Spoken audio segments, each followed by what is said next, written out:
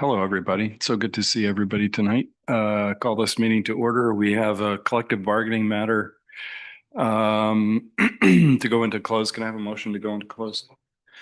All those in favor indicate by saying aye. Aye. Opposed, no. The ayes have it.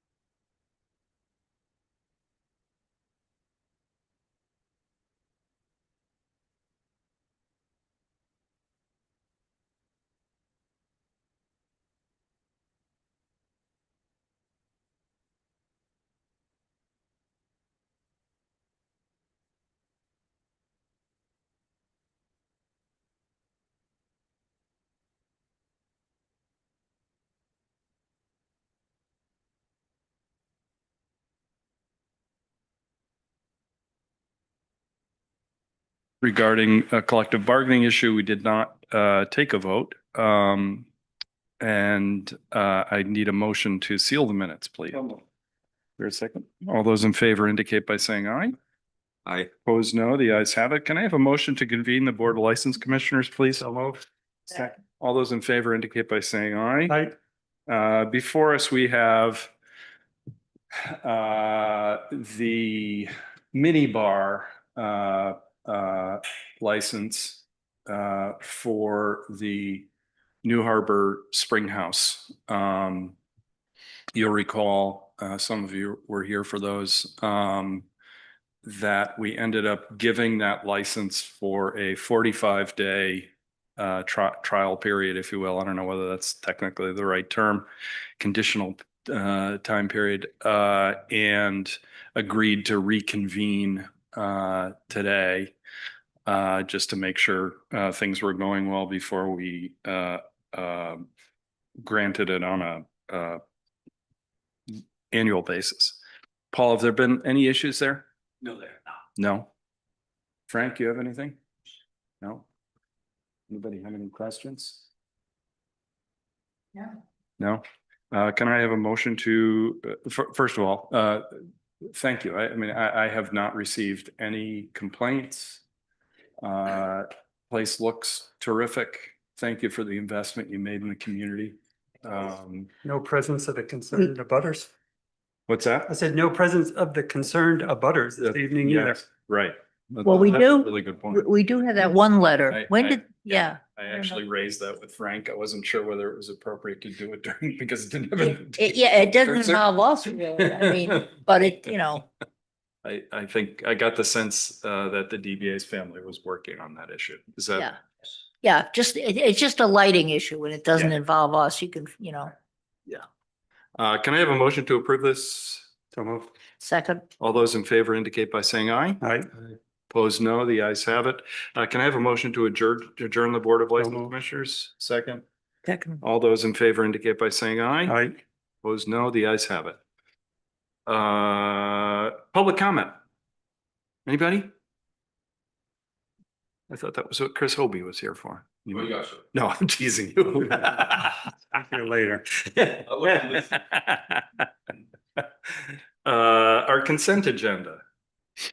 I'll remove myself for B. Okay, we'll take B off and we'll do that separately, okay? Which one? The Carol. Remember? Carol's Donuts. it's Payne's Donuts.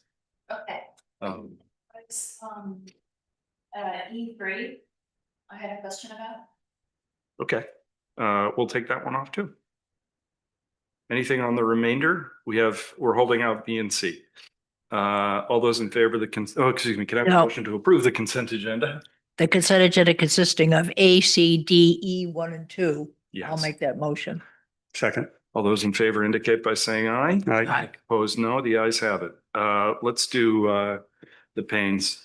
Can I have a motion to approve the mobile food establishment permit for Carol Payne? So moved. I'm sorry.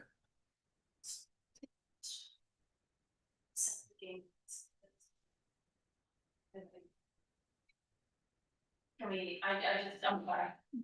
Okay, we're, I just, it's just that some of them are pool tables, but I don't know what this is. We know what this is, it doesn't say on the license. What that is, is it carousel? Okay, yeah. I don't know, it says it. something vaguely Freudian about that All right, picture. sorry. We had a motion made and seconded. You got the motion on Payne's Donuts? Nancy made it. Yeah. Is there a second? All those in favor indicate by saying aye. Aye. Opposed, no. The ayes have it. Tristan? Tristan! And then item E3. Molly? I just had a question, I don't wanna get like, it feels very tit for tat, however, in their. In their letter to us, they said that they do rent 2 cars and they do not have a car rental license. And I think that's a problem at our meeting, the representative for this company for Miles, what is it, Island Mopeds? Said that they had 2 courtesy cars that they would, loan out to people if they couldn't. But the sense I got at that meeting was that they weren't loaning them to people. If you paid for a moped, but then you couldn't drive the moped, they would give you a car, but you already paid for the moped. So now he said the same thing in this letter. So twice they've reinforced this idea that they are renting 2 cars. And I think I have a problem with that. They don't have a car rental license. I think also, I think the question is, if I have a car and take it aside from the moped, if I have a car and I let you use it and you exchange any money, does that become a rental?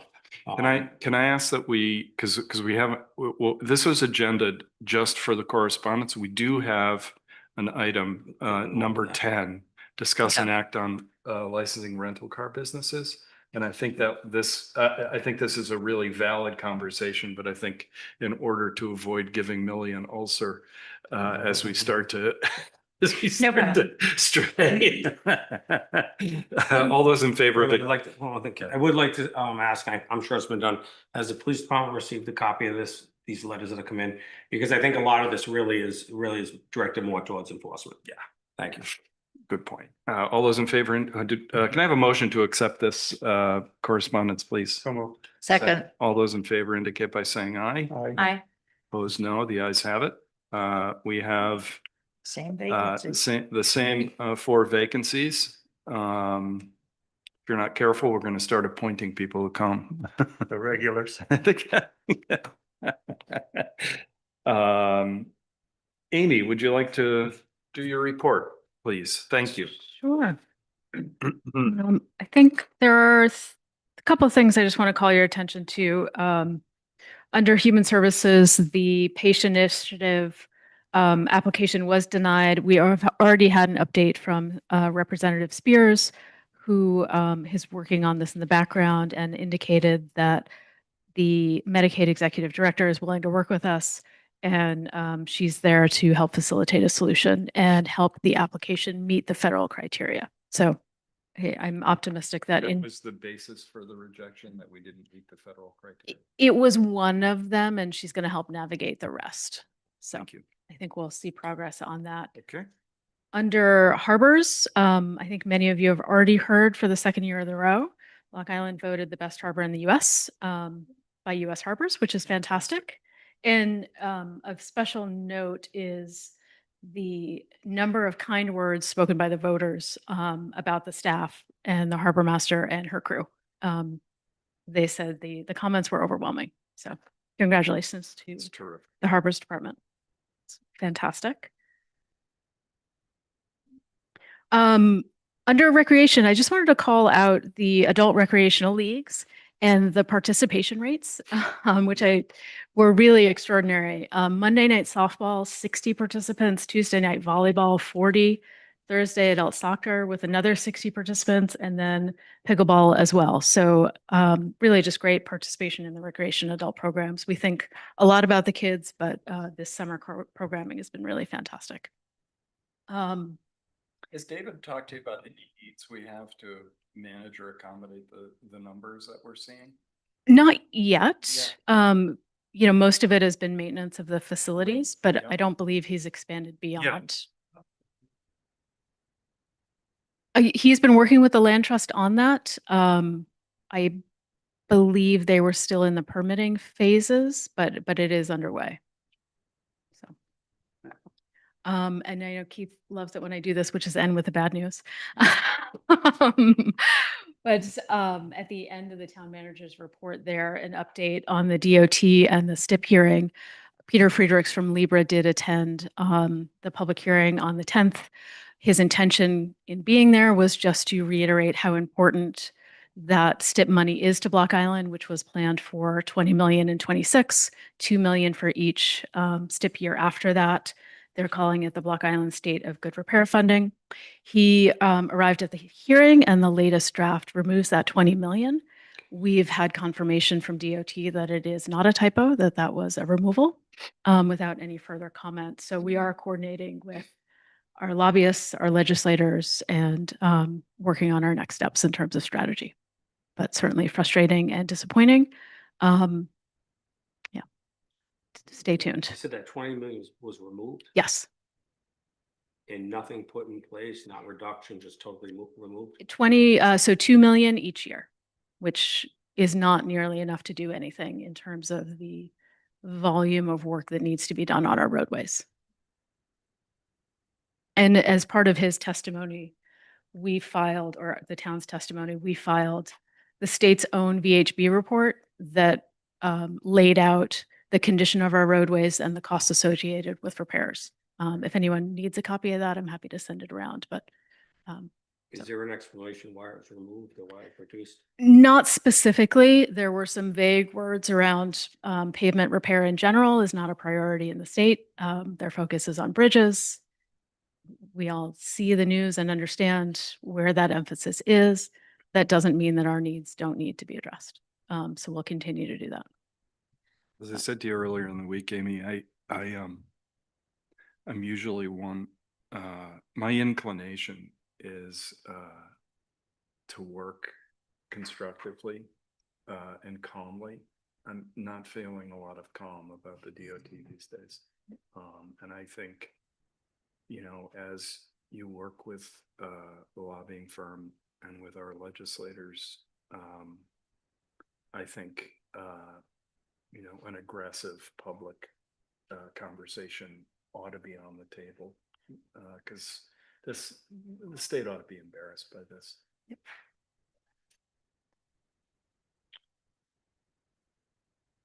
Questions, comments on other things that you might have read in the report?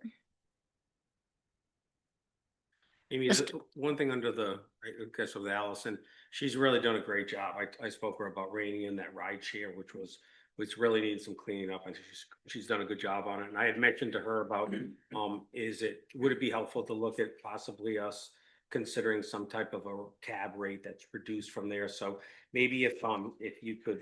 She's working on a information set of, for her, if she could present something to us, we might be able to help out with that. yeah, we're working on those recommendations and you'll probably see them in August. Great. Terrific. Any other questions, Nancy? You had something? I just, yeah, it talked about the, you know, the use of the Mansion Beach being very high. Does that mean that the pump outs have increased? That is the dramatically? metric that we have. Yes. Yeah. So. Which is good. That's what you want, is that facility to be used.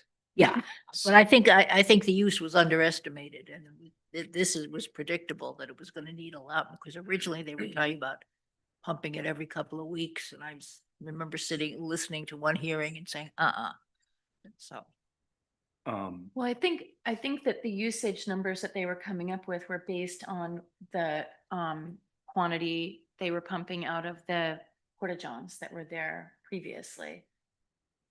But I'm Yeah. gonna guess the public is more comfortable in a bathroom. yeah. Yeah.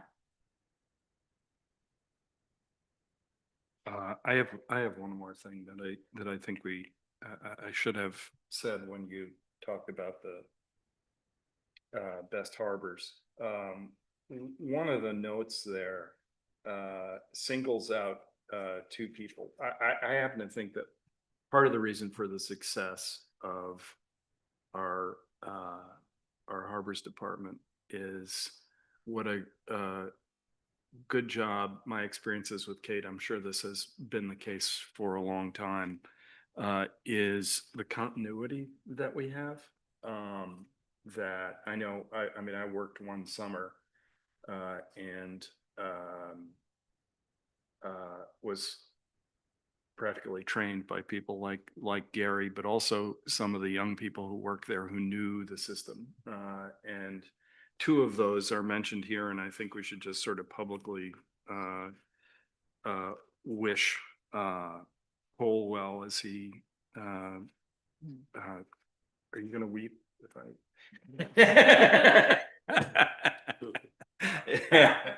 Yeah, he has always done an extraordinary job, as has Chris Elwell, who, you know, I have to say, those are both guys who, along with others on harbors, who had plenty of opportunities to go somewhere else and make more money, who were really committed to that department. In my experience, I think really committed to our harbor master and making her a success. So I just wanted to say publicly that that's a big part of the success, is that kind of continuity with really bright young people. Cole started when he was 14 and he's now 22 and finished his last week. He lied about his age when last week. enlisted, right? So yeah, the continuity is certainly there. Absolutely. And did I see on the bulletin board, there is a sub celebration that the Harbors is planning? Just Yeah. mention that. Yes, I don't remember the date or anything. July Wednesday at 2 o'clock. next Yeah. Wednesday. Next Wednesday at 2 o'clock. They do request that people come by dinghy if possible to not overstrain the parking situation. I'll give you a ride over. We'd have to notice. Yes. Sorry, you have to swim along fast. Exactly. Goodness. Amy, financial reports, one is, Yes, sorry, Mona had a last minute Yeah. emergency and asked me to step in. So besides to say these are very preliminary, this is your June 30th financial statement. So technically does represent the full fiscal year, but we do about 3 more months of closing entries. That includes additional revenue and additional expenses that are booked back into this year. So it will change a fair amount.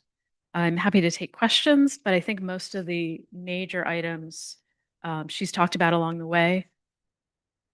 Nancy, I think you had one question. We had one on Yep. the transfers in on page 8. Yep, so page 8 is going to be reserves and transfers in. The 503,894 Yeah. is going to be a combination of 2 items. One is the landing fee, which is a transfer from the landing fee fund. That's 171,114. We budget for it as revenue and other town fees and income, but technically from an accounting standpoint, it's a transfer. The balance is going to be a transfer from the land trust, and that's going to equal the land trust note on that top line. So their payments for principal and interest. So on the and note. that was my question. Why wasn't that on that line? Because we have nothing on the I- land trust note line. Again, it's an accounting. Counting. They call it a transfer. Mhm. Sometimes we make it look pretty so that you all don't have questions, but it is technically a transfer. And that's where the budget and the gap intersect in a way that isn't necessarily user friendly. Okay, thank you. Other questions? anything that gives you agita? Not at the moment. Okay. Good enough for me. Paul, let's talk noise.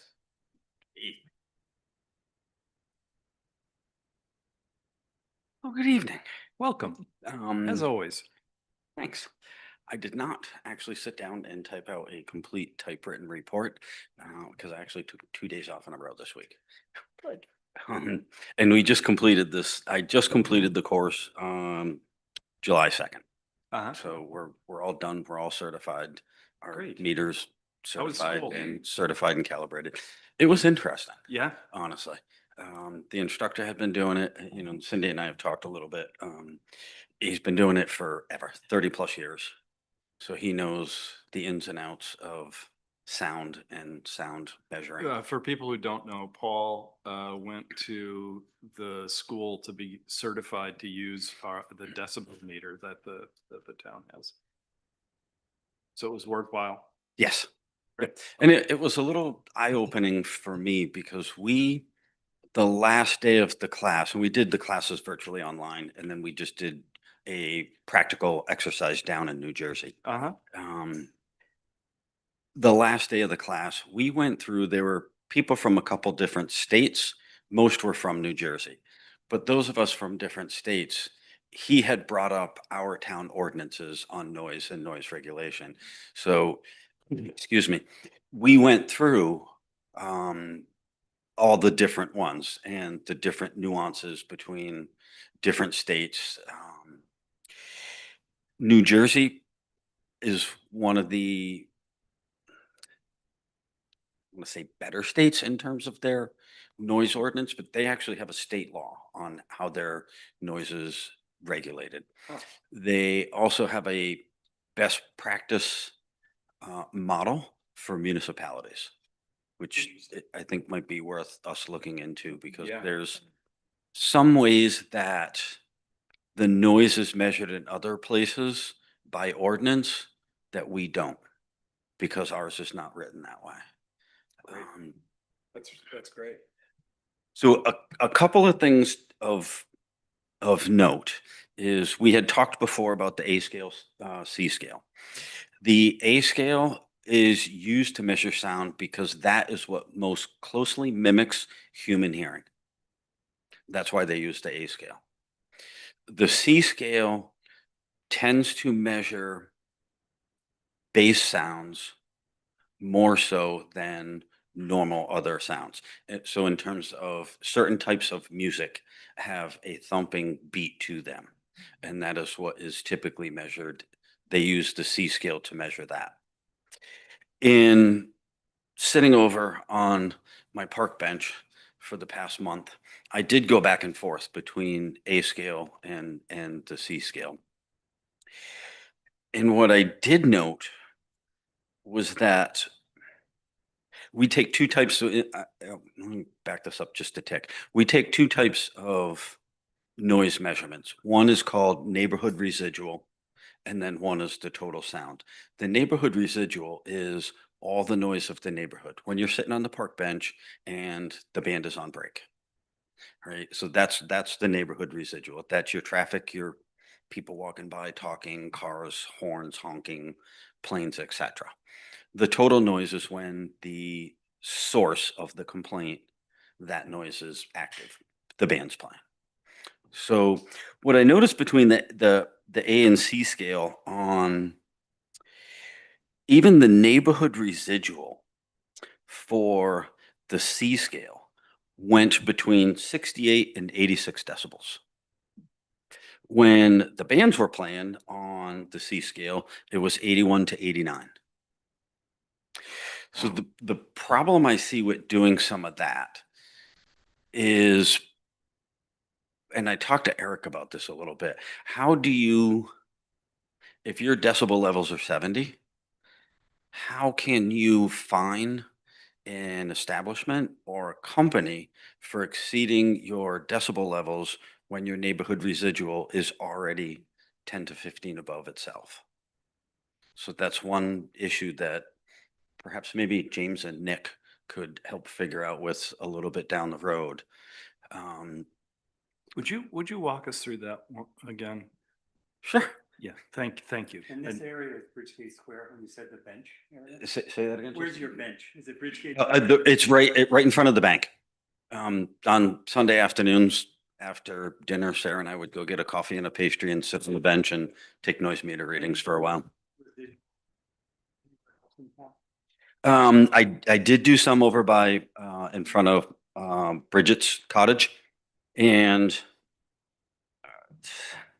so I did do some there. During the daytime, they're actually a little bit higher than what they are at 5:30 to 8 o'clock at night by about 6 or 7. Yeah. Talking residual noise. Just residual noise. If you go stand in front of the BIG, I did it one Friday at about 1 in the afternoon, and the decibels were about 66, I think, to 81, Interesting. which is pretty high. So that's not the ambient music from across the street? Nope. No, this was at 1 o'clock in the Yeah. afternoon, right? There's no music playing. And part of taking this class, you take out what they call extraneous noises. So the 81 was an enduro motorcycle going by with a different exhaust. But on average, it just in the middle of the day, it's up around 78. It's in the 70s to mid 70s. And at you know, in the afternoons, when I was sitting there on the bench, it was about 64 to 70. So it's also kind of high in that neighborhood. A lot of basically the averages with the music playing was 62 to 78. So it definitely spikes it. Chris was good when I went and would take a reading, and it depends on the song. Several songs, it never got above 68. But I'd go over and ask him, and he would turn it down and adjust it a little bit. At this point now that our things calibrated, I got certified.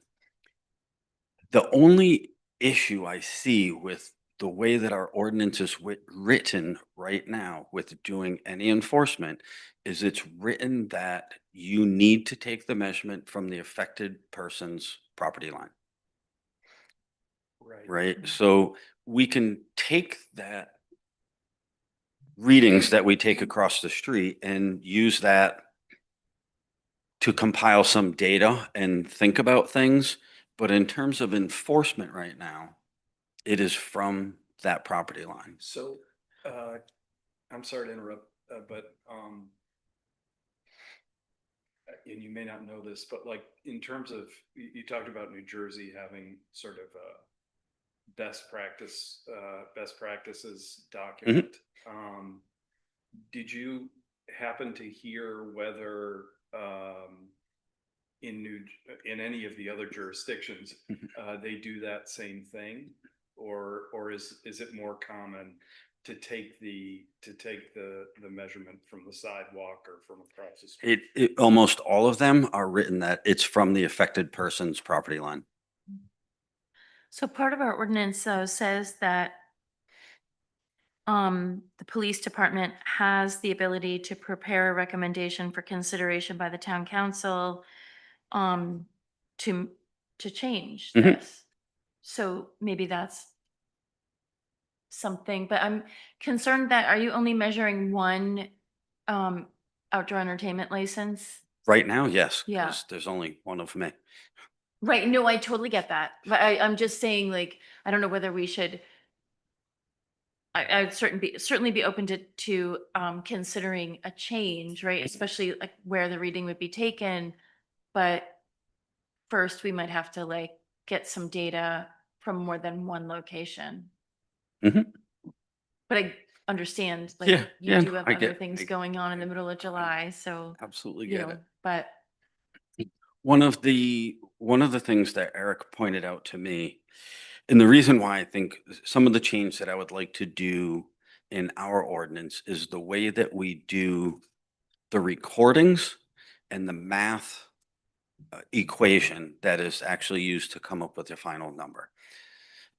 Excuse me. In the New Jersey's ordinance, they take their neighborhood residual, their total sound, and they do a subtraction, and there's a graph. And it's a lot of math, and sometimes my wife rolls her eyes when I talk about math. But there's an equation and a graph that gives you a what do they call it? The correction for ambient sound level. And I'll get to hours in a minute. But to do that properly, we need to have our ordinance kind of mirror theirs in order to do it the way that I was taught how to do it and how I think we should do it. One of the things that you'll be happy about this, in our ordinance, we have that statement about the correction for sound character, that 5 decibel correction. The way that that's written, it says only for source that emits pure tone.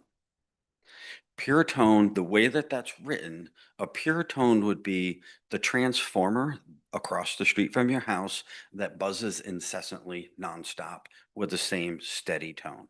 That's how that, right. That's how the ordinance is actually written, not necessarily for music, but for a steady state tone.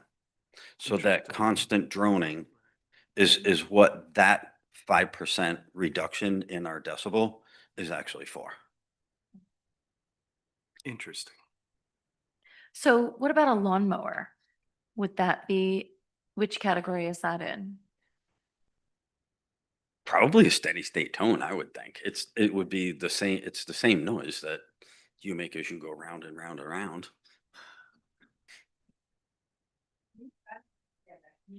Bridget, can you Do you just come feel- up and use the microphone if you don't mind? Thank you. Make sure the light's on, please. Can you explain the 5-point margin of error a little Mhm. bit? Yep, it's for Okay. that's for a steady state tone. That is for like a transformer that makes a constant noise as it's working. It makes a hum. Have you, I guess like a light. Or You diesel. know, when you turn it, right, and you hear that hum, like those kind of noises, that's what that is actually written for. It's not written for a -5 reduction across the board for everything. It's only for those types of sounds. Thank you. Chief, when you walked away from this, did you feel like our ordinance needed to be tweaked, or did you feel like we need to start from scratch and rewrite it? What was your? I don't think we need to start from scratch. I think there's just a couple of things that we need to add and adjust a little bit. And like I said, the good part for me was we went through all of our ordinance. So he picked that out. And I asked him about that. And he said, no, he goes that, and he gave me that explanation of the transformer. So there's some of those things that as I went through and read it and got educated about it, there are some things that we should add, and there are some things we should probably leave alone. So the measuring from the property line of the complaint, as opposed to the property line where the noise is coming from, what was the outcome on that? You're feeling, should that be, is that something we should still look at? It's a discussion that we can have. Most all the ordinances are written that it's taken from the affected person's property line. How about, when you talked about the A and C, when you add the bass in, and that seems to be one of the major complaints, and it'll be on the bass sound. Mhm. Were you able to take readings on that? Yes, and that's why I said on the C scale that when we did that, on the C scale, that neighborhood residual noise, that in and of itself was 68 to 86, which far exceeds our 70 noise limit. Oh. When the music was on, it was 81 to 89, which also far exceeds it. The problem is, how do you then go and fine an establishment for exceeding the decibel limit when the entire neighborhood is doing it? And Eric had that same, he's like, To he goes, me- I don't know how you would do that. To me, that might argue though for having notwithstanding what the other ordinances look like, we do have a bit of a unique situation here where you have multiple licensees in one Mhm. block. And I wonder whether that argues for the measurements being taken closer to the property line. Right. You know, so you can say, okay, it was this noise. That's problematic. I'm certainly not opposed to any change that you made to it. No, this is Um, just. Well, I'm gonna do it however you guys instruct me For what to. it's worth, by the way, this is exactly what I hoped we'd get. I Mhm. mean, I think this is Hmm. really, really helpful. Well, and I'm just concerned because we do have, feedback from people who have issues with other outdoor entertainment licenses. But then we also have a letter and verbal feedback from people about lawnmowers, Mhm. particularly lawnmowers that are starting up before the time, what is it, 8 o'clock? 7. So, I mean, I feel like that's something we could change. 7 o'clock in the morning seems awfully early to be rousted by a lawnmower if you're sitting on your porch having coffee and Mhm. not wanting to listen to that. There's other noises that we're dealing with. The moped horns, I never stop hearing about that. I also never stop hearing them, but I also the feedback about them from people is incessant. So we have a lot of, like, as you're saying, this is what you're reading, right? Like you're Right. reading lawnmowers and horns and car radios and people talking, and there's a lot. Right. It seems to me that when you measure from the property line, it's an easier enforcement because you're not relying, now everybody has to call in to complain. Mhm. And then if my property line depends where it is, I actually get a higher decibel allowed for me if my property's if no one's complaining but farther away. Right. And then on that same token, my thing would be if you measure from the property line, should that decibel be higher if it's from the property line? Otherwise, I think you're relying on people having to call. Well, and it's part of, in one of the Sunday afternoons, I kept going back and forth between the park bench and the sidewalk in front of Bridget's house. And you can hear the music in front of Bridget's house clearly when there's no traffic. And it measures 54 to 62 decibels on average.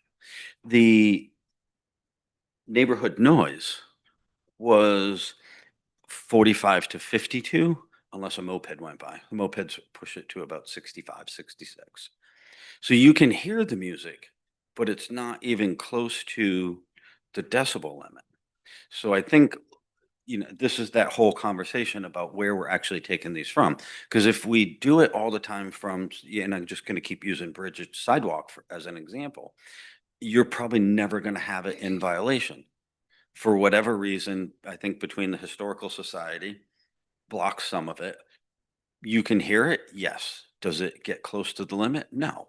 Is it closer to the limit across the street at the bank? Absolutely. What's that? No, A-weighted.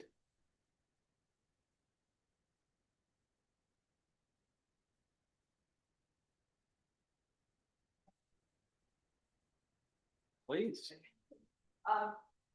Chief, is there, I did some research too. And was there any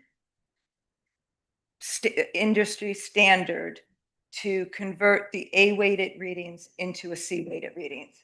Because I found information. We never talked about it. Okay, so I found several sources that add 7 to it. Mhm. So if you'd have all these A-weighted readings from last year, if we add that 7 decibels to it, 70% of the time we are over the 70 Mhm. decibels. 70%. That's a huge amount.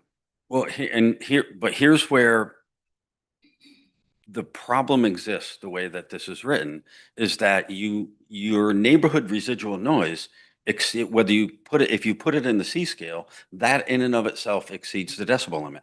So how can you go and fine someone because the person that's getting fined, their lawyer's going to turn around and go, how can you fine us when your neighborhood residual noise is above your decibel limit?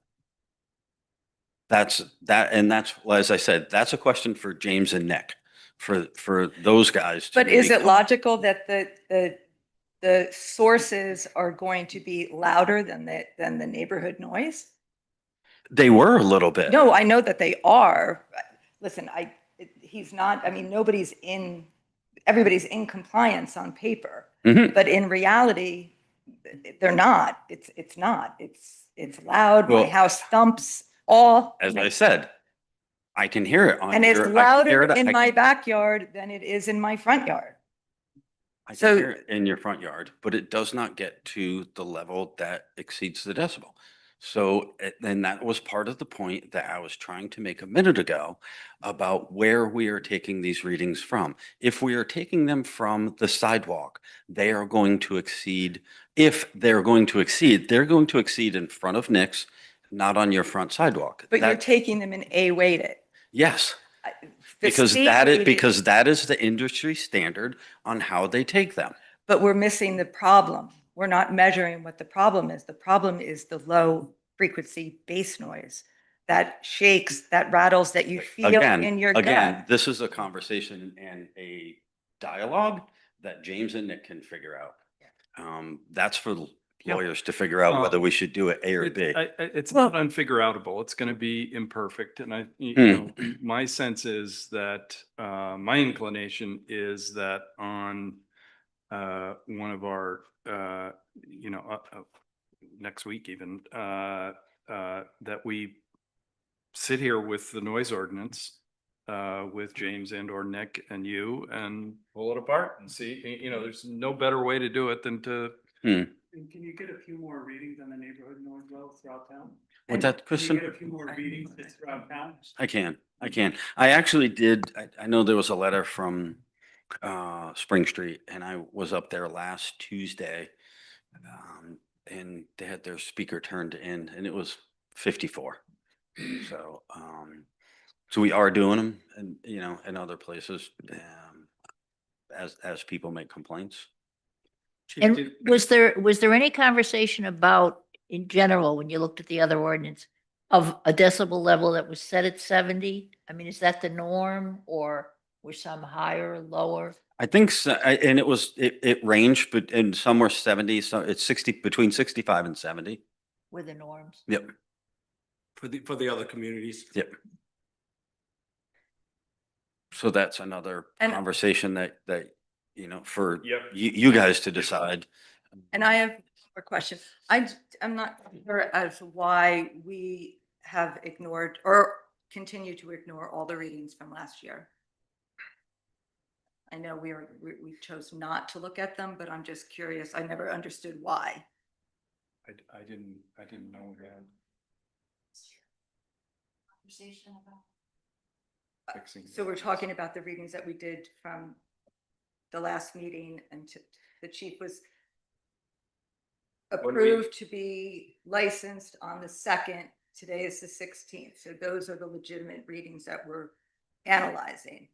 And we're We- not analyzing the 26 hours of data from 2024 that we suffered through. We, at our last meeting on this issue, we asked Paul, or Paul volunteered actually, unfortunately for him, volunteered to take a large number of readings. And that's what we asked him to present. It's not anybody ignoring, it's having data and informing a look at the ordinance.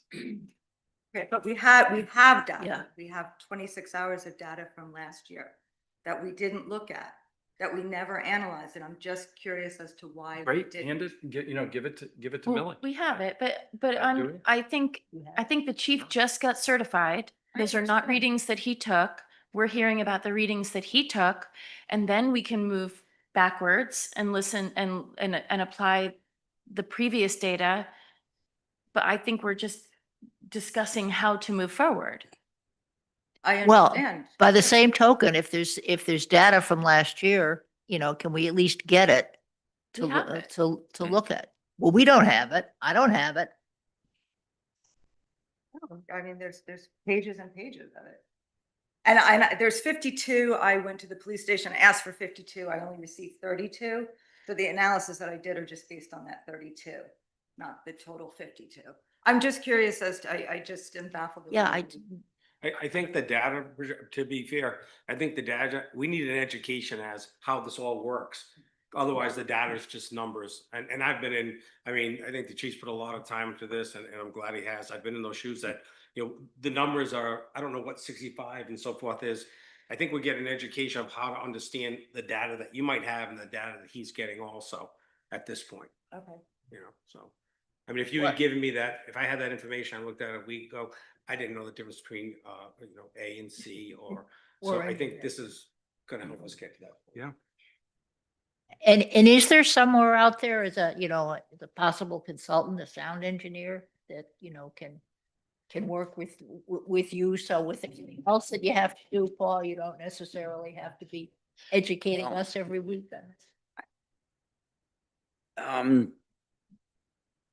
I don't know. I mean, I'm gonna, there are, I mean, you had some. There Oh, are I some did, yeah. consultants There's that- Dr. James Miller, right, at URI, who would. they're gonna Come want back to in. understand what our policy perspective is before we can give them direction. So anyone that we bring in, we have some work to do here before we can identify what we want them to be looking at or creating. In terms of a scope of work. Well, yeah, but I'm not sure that we even can decide what we want to do without, you know, a little further explanation of what these numbers really reflect in relation to the real world out there. I don't know. I mean, summertime outdoors is loud, you know, so I'm not sure how we draw the lines and where we do the measurements. Cindy? Just as a sidebar, just to add one more noise thing is, like working at the National, and I'm there at 6:30 in the morning, the street sweeper that goes back and forth, and I'm just like, oh, these poor people sleeping, you know, it's just really noisy in town on Fridays. But anyway, has to be done. Yeah. More noise. I know. I thought, okay.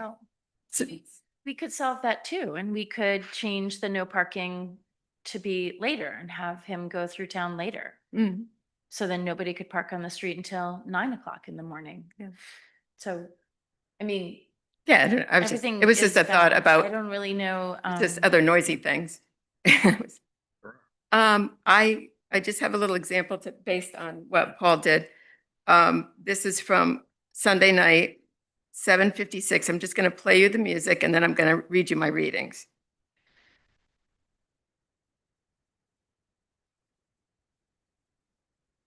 This is in my house.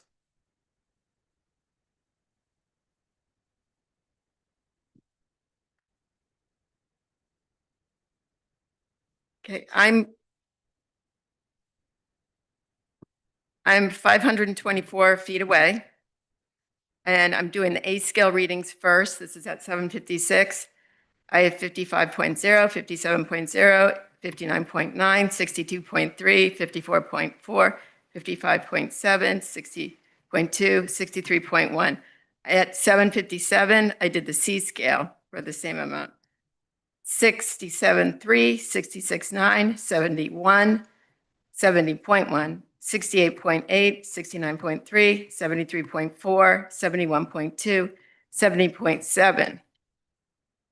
So, I mean, I think we just have to take that into consideration that these are pretty high numbers and I'm that far away. So I don't. It's still not a violation under our ordinance. Well, the 70. 70s are. Well, 70, but, the C scale. right, but even part of the whole correction thing, and because of the meter that we use, there's gonna be a two reduction. Not 5, but it's that, and those are depending upon the meter that you use. That's always gonna happen. 2, not 5, but 2. So it would need to be 72 or 73. And can I ask, in all the training there, does it have to be sort of consistent? Or I mean, just a 74 that pops up here when it's 68, 67, 60? That was a conversation that I had with Eric, and he said when you are taking noise measure readings, like if you're sitting there trying to do your neighborhood residual and a motorcycle goes by with straight exhaust, that's going to go way high. And he said you can do the same thing with music. You can, I mean, we can interpret this however we want, but that's part of the conversation that we need to have. Yeah. How do we want to do this? If the drum all of a sudden spikes to 78, do we want to say, okay, it was an anomaly, it was an extraneous part of that noise, but the whole rest of the song was 68? It's still a violation. So kind of where do we want to, where in the sand are we going to draw that line? Yeah. And how do we want to enforce it? Do we want to enforce it on the spikes? Or do we want to go a median across? Mm-hmm. Yeah. Cindy? No, come up here, Mhm. so we can. How do you measure for the people that are hearing it in their homes and feeling it in their homes? That's the issue. Yeah. Look at Cindy, look at them. I will. I only sit there and take the readings and you keep looking at me like, You're like the authority now. but I'm just saying, they're the ones that are gonna make the policy. Yeah. And then I'm really curious where our noise ordinance came in the first place, because Paul did mention that they were also similar. Millie would be the only one that might remember. I don't. I'd have to do research. Yeah, it just seems like they're all, in my research, they're all so similar. But it's also very outdated too. There's many things that are. We were using a noise meter and it was nowhere near as sophisticated as what you have now. Back in the, in the early eighties, and with Nick Petrillo and Right. Stanley Naziga. Yeah, All yeah. that thing, so. Yeah. But our home noise meters, which are on the phone, was given the okay from Mr. Eric Zerling, which is the National Institute of Safety and Health. And James Miller, he uses that one. He lives by URI, so he uses it a lot with the kids. But anyway. But Cindy, I think the chief did a really good job I do explaining the difference Yeah. about, even though you're in front of bricks on the sidewalk, even on your porch, with the exception of the 1 or 2 spike, that clear music being heard isn't a violation. And so the question is, is that okay? Is that where we want it? And that's what I think the chief is saying. Is it measured from the property line and so forth? So, this cleared up a lot.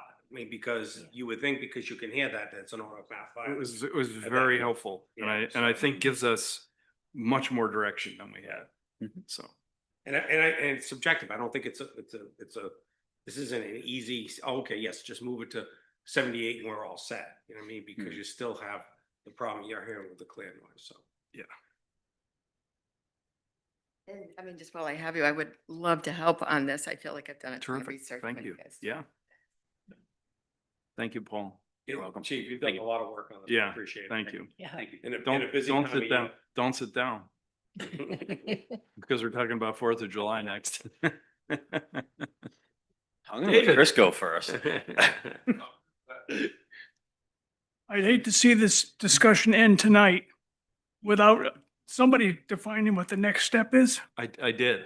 We're gonna put it on a work session, put the noise ordinance in front of us and pull it apart and see what we need to change. And do you think you need some expertise to help you? I think it's difficult to take an existing ordinance, which nobody really understands. Paul has got a little bit of knowledge, but he's stymied by the reality that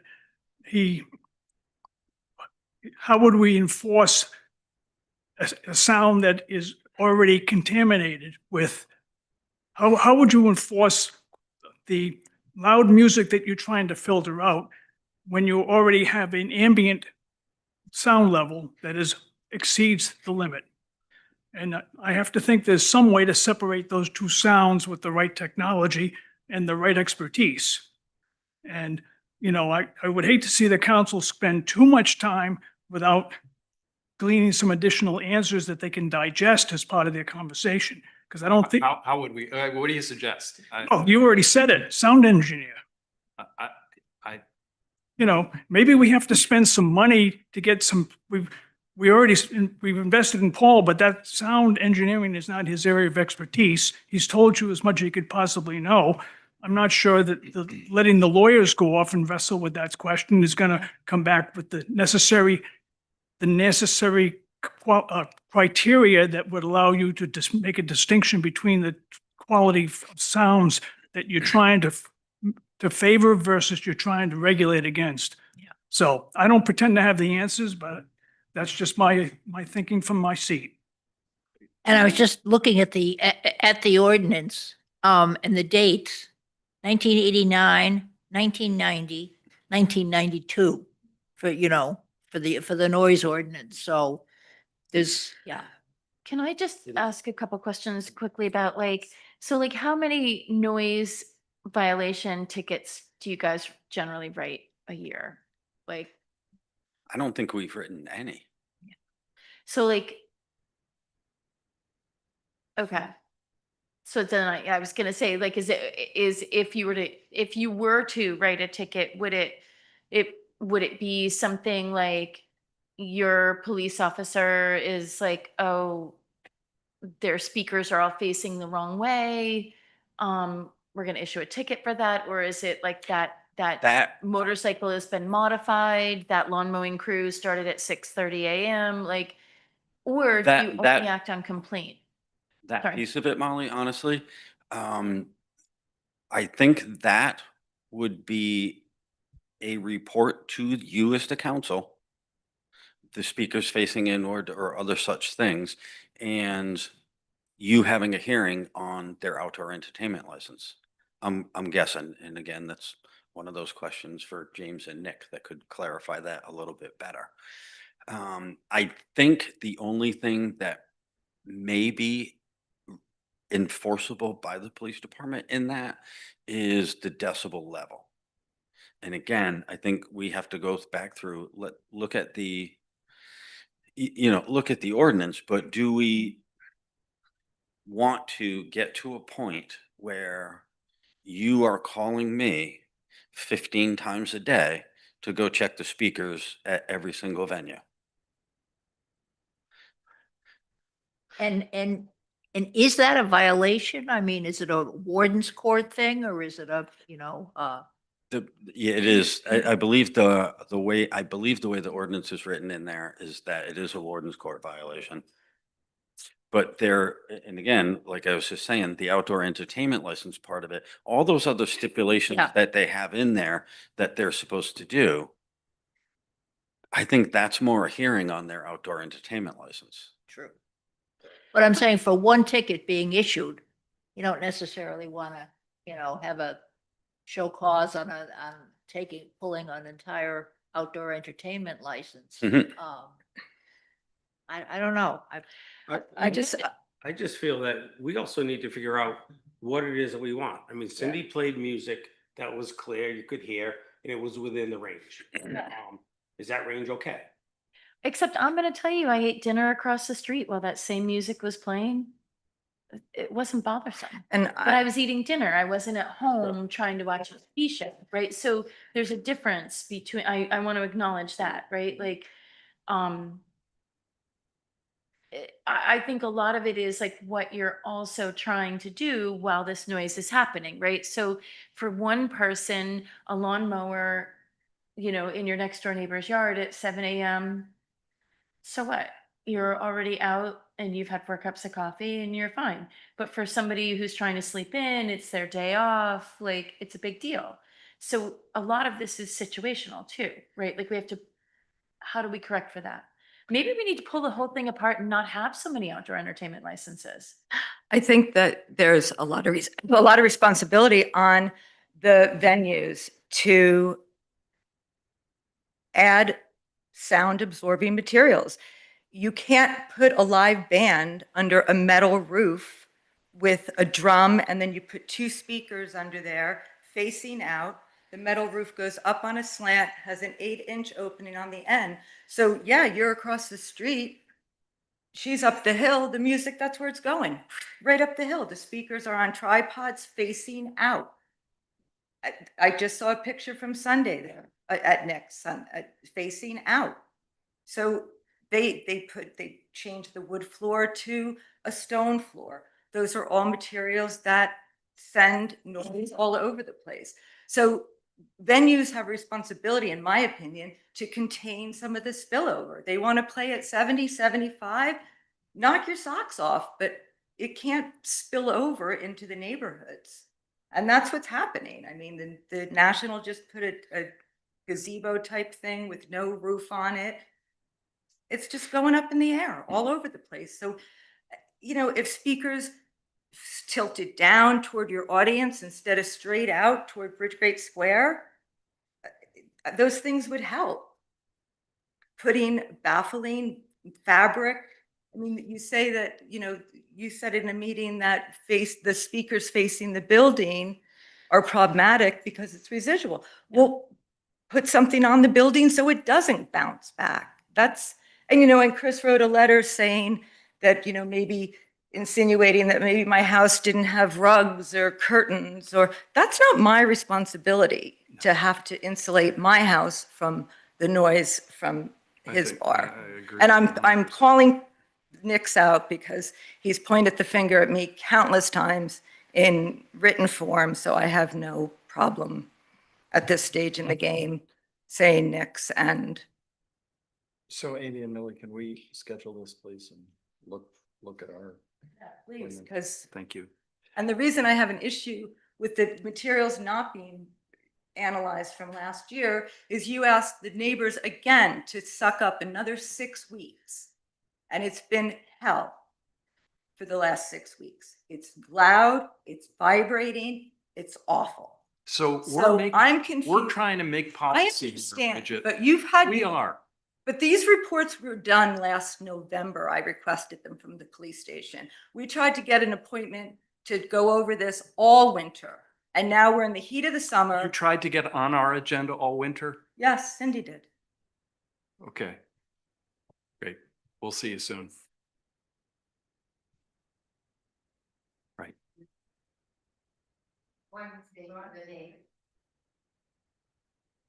Great. Let's move on to 4th of July. Which was very quiet. Another happy subject. I'll start, but I'm really going to turn it over. Obviously, Chief Dean had given an initial review at our last meeting. We also solicited some input that hopefully you've had a chance to take a look at from Yes. Health Services and Fire and Rescue, a little bit from Public Works and Harbors. And then we also asked the chamber to reach out to some of their members just to understand what the landscape was from a bit more of an economic perspective and some of the visitor experience. But Chris, do you want to start or? Yeah, I will real quick Okay. and I'll be brief. Already been here a while. The past 2 summers, it's grown a little bit and it grew a lot this past year. You know, we tried doing things a little different than we have in the past. And I've sat down in the past week and talking to Joe Tomadio, and Chris and I have had several different conversations, as had Amy and I. And I think reallocating our resources that we currently have, law enforcement wise, from the parade to the beach and doing some public service announcements in the months leading up to 4th of July, asking for the state police, the Fusion Center, to help us monitor the social media aspect, because the bottom line is I don't want any of this. You know, Chris and I were talking this morning, you know, about preparing for, you know, another 1,000 kids to show up next year and all that entails. And I said to him, I don't want any of it. I don't want any of them here. Not that I don't want them here. I don't want what they're doing here. And I think that is going to become more of our goal than trying to contain, trying to figure out our resources and trying to do all that stuff. For my part in this is to put an end to it, because we don't need it. We really don't. And honestly, we don't deserve it. Those kids that spent the afternoon cleaning up their beach, they don't deserve it either. Mhm. So, you know, Chris and Susan are here, and Gary Ryan, and, you know, they're gonna talk about, you know, the things that they want to talk about. From my end, I just want to put a stop to it. Could I ask And I- just a quick question? Sure. My sense has been that the challenge was the Friday, right? On the 4th itself, yes. Right, yeah. Mhm. It was the Saturday and Sunday, in quotes, weren't bad, right? Not at all. Okay. I kept driving up and down on the beach, and I was pleasantly surprised But I mean, that it wasn't happening again. I guess my point is we have a target, right? Yes, right. Yeah.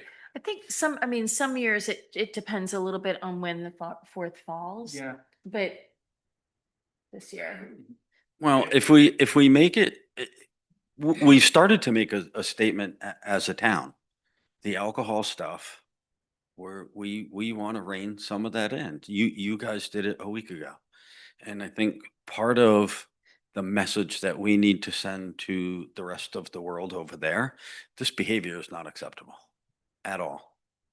And we don't want to invite it. We don't want to encourage it. So that gives rise to a passing thought that I had. Do you know generally what towns these kids are from? South Yes. County. Is it South County? Because I'm, one of the things I want is, what if we put together, a couple of us to get on whatever, the Narragansett Town Council agenda and say, look, we gotta solve this together. You know, we're not, and part of that is in the ramp up to the 4th of July, making clear, what our stand is gonna be on some of this stuff, including whatever, taking drunk 17-year-olds to a holding place and their parents have to get on the ferry to come and get them. I mean. That's, yeah, and excuse me? Were they minors? Most of your interactions? Most, I'm not gonna say most, there was probably about a 50-50 split between, and I think I said that at the last meeting when we were talking about that, is it's a parenting issue. Yeah. And that's part of what I was saying about the public service announcements parts. Somebody had suggested bringing over the sheriff's van and doing all your processing there. And in my head, I have that if you are going to allow your child who is under the age of 18 to get on a boat with a backpack full of booze, if we have any interaction with them whatsoever, we are hanging on to them, and you are going to have to drive to Point Judith in the traffic, get on the boat, and come get them. Well, that's. They're making it inconvenient for us. We should make it as absolutely inconvenient for them as we can. And then the same way they're using the social media, and like I said, you can see it, it's kids, it's high school that goes through, and the way Right. they use the social media to get their message out to come. If these things are done, we need to use the same social media that gets back to the parents and back to the kids, that, hey, if you do, these are the consequences with it. And I think that's why that the two pieces of it are, the social media, having the Fusion Center help us with that part of it, but also the public service announcements through like our local news media, because the kids don't watch the news, but the parents do. Yeah. And those are the ones that really need to get the message. We are not going to babysit your drunk children anymore. Is the drone footage compelling? Yeah. So I think we should share that. Yep. Because my bet. And that was part of it. Just, Yeah. to put together a message that this is what we had. This is what you're allowing your children to come and do to our island, and this is unacceptable. This is no different like with Fort Lauderdale with spring break. Yeah. The Right. message just has to get out Yep. hard from the other thing. And it's really that Friday, because on Saturday you see the whole tone change, the families and stuff. But Right. what's bothersome some is you'll see parents are dropping the kids off to go. Yeah. So I think this isn't the 22, 23-year-old. It's that younger one that really Right. poses the problem, because it changes, Chief would say, it changes the whole trajectory when you're dealing with a minor as opposed to an adult. Yes, You can- absolutely. So that's, Yeah. Right. Yeah. kind of where I'm at. I don't want to see any of it at all. I don't want us to have to plan for this again next year. Maybe a plan B, if we have 300 and not 1,000, that would be okay. But I would rather see none. But, it's gonna come down to, putting out there on social media and through the Fusion Center to, the consequences, Mhm. that you're gonna face if you come, this is what's gonna happen. I mean, I go as far back as Westerly Beaches years ago. They just, pulled up the school buses and they arrested in volumes, Mhm. you got on that bus, you sat there. Yeah, it was known, if you don't drink in public in Westerly, I mean, Mm. you're getting handcuffed, you're put in the bus, and you're getting in. And your parents are gonna get a There's call. no question about it. Everyone knew that. It was a standard thing. Yeah. It probably took them a couple of years to get that on, but it did, Yeah. So So there could be an adjustment to our open container ordinance, and, we already have that. if we could adjust it a little bit. I think Tristan, it's good because there's no alcohol allowed on the beach, period, open or unopened. Even if you have a can of beer that's not opened, that's still illegal. So that gives me the right to now have an interaction with you. And if you're under the age of over 18 and under 21, you're going to go to district court for possession of alcohol by a minor. If you're under 18, you're going to go have a seat in the bus until your parents come. To your point, Paul, articulating this stuff and starting early and educating other towns and the kids and. And that's what we want to do. It's just, and it's like that. All of these things seem to happen all the time. We go through summer and we have our problems, and then winter comes and we all take a deep breath, and then all of a sudden it's April, May, and we're going, geez, we didn't fix that, or we didn't do that. So that's where I stand on it. That's what I want to do. I know Chris has a bunch of stats and numbers and some things that he wants to talk to you Paul, about. how much time do you think you need? I'd like to agenda this so that we do stay on it. Oh, I wanna start, really putting together like the public service announcement stuffs. I'd like to get all that stuff kind of put together in February, March, and then start putting it out there in June to the public, so that we have at least a month that we're putting this out, that this is not going to be accepted or allowed. So why don't we have a conversation in September Mhm. about what our timeline will be? Look, Because yeah. I think your point is a great one. This happens on virtually everything. Everybody breathes a sigh of relief and. In a budgeting thing, doesn't it need funding? in Yeah, order to right. support this? Yep, absolutely. Good point. Yes. So, okay. Chris? So, just want to follow up what Paul was saying. It needs to stop that day, the 4th. The rescue's getting taxed way too hard that day. They're spending a lot of time on the beach taking care of these young folks that have drank too much heat, et cetera, whatever it may be. That day, fortunately, we did not have a car, moped accident, heart attacks, et cetera. At some point that afternoon, I went up to the medical center, listening to all the calls to see where they were at. How's it going? We're full. So what if we're going to do if we're going to we have a mass casualty or something like that? What's the plan? Yep. We talked about that, but there's just too many young people coming here to have fun, drinking way too much, taxing our resources. The PD, rescue, fire was there standing by, helping, et cetera. But we got to stop it. It just needs to, like 12 years ago, I think we had a fatality. And then the following year, the crush was put on and it was stopped. Let's be proactive. Let's avoid this fatality or these injuries that may happen down there. Yeah. It may happen to our own people. If we have a large fight down there, we're outnumbered. We are way outnumbered. We're in trouble, and it could go bad any second. Just one punch being thrown, or whatever it may be. But please, we got to reel this in. We got to stop it. I can keep talking about that. I think everybody understands that. The parade, timing of the parade is concerning. I've watched it the last couple of years. Parade is coming. A ferry is landing. 1,000, 1,200 people are unloading. The sidewalks are filled with people watching the parade with their chairs, their blankets, etc. The people that are trying to move to the north to the beach or wherever are now forced into the street coming to the parade. The parade's coming at them. There needs to be a timing change there, possibly, if possible. That's a little safety concern right there. Interesting. Then a couple of numbers here. This year there was 11 rescue calls. 9 of them were alcohol drug related. In 24 there was 8, and it goes 4 alcohol drug related. In 23 you had 9. It went 3 alcohol drug related. In 22 you were at 8 with 2 alcohol drug related. So it's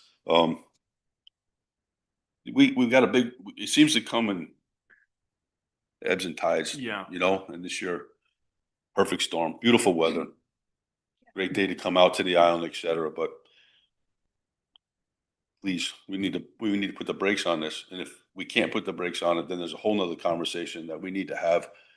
What needs to be in place, right, to facilitate safety, hydration, etc., first aid, cooling stations, on and on and on. So that's something else that has to be looked at if this is going to continue, and please,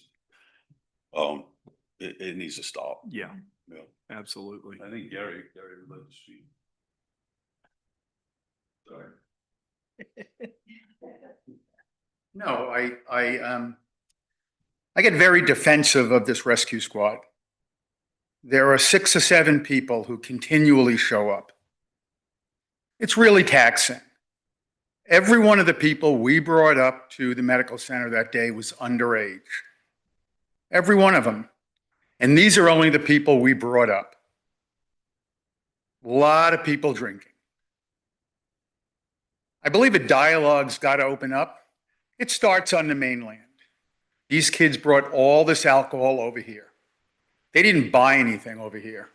They brought it all over here. I mean, something catastrophic is going to happen. We have our 3 ambulances out. If something catastrophic happens, as Chris talked about, somebody's going to get hurt. Again, we're pretty taxed. It does have to stop. And a dialogue has to open up between the state, the ferry, and us. It's got to end. It just has to end. And getting back to the point a couple of you people were making about letting kids come over here, most of these parents didn't even know their kids were here. That's what I bet too. Yeah. So the 16-year-old was going to Scarborough Beach and got on the ferry. Because we called a couple of parents up. Oh, no, my kid's not on Block Island. He's in Narragansett. No, he's not. So. Absolutely. And that's why some of this needs to be put into the paper. And it needs to be put out, not just a local people, but the journal on the arrest. It doesn't have to say the name, it's a minor.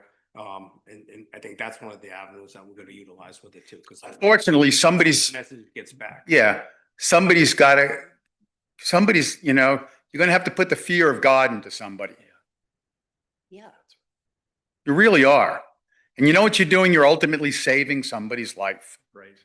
Because somebody gets drunk, passes out, aspirates, they suffocate. Yeah. Those dunes were full of kids. You know, and we as EMTs and the medical center was full.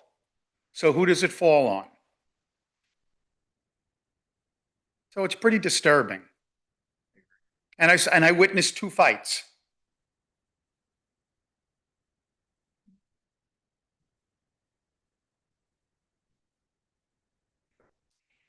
And I think if you follow the news after the 4th, these kids are smart as to where they can go where there have not been repercussions in terms. Yeah, absolutely. and the like. Of course. You know, this year there were parts of the Cape that hadn't been hit. I hate to say it, somebody's going to have to be made an example of. Yeah. I really hate to say it. Or a large group like the school bus idea, you know. Well, Yeah. Uh, Make it not the place they want to be at. exactly. of course not. Yeah. And having witnessed a mother on the beach saying, I'm not coming back here. Yeah. I don't want my kids exposed to this. Yeah. How I many, agree. how many good people have we turned away from ever coming back here? Yep. Extra property owners, et cetera, spending money here. That'd be like, especially coming on the ferry, maybe the ride home wasn't too enjoyable either, but what they see, this is not where I want. Yeah, right. Yeah. Absolutely. That's not what we're about. Nettie? I'm sorry, Gary. No, that's good. I'll listen to you for hours, but I won't take hours. I'm going to echo what Chief Dean and Chief Hobie shared, as well as Gary. You heard the numbers. We do need it to stop.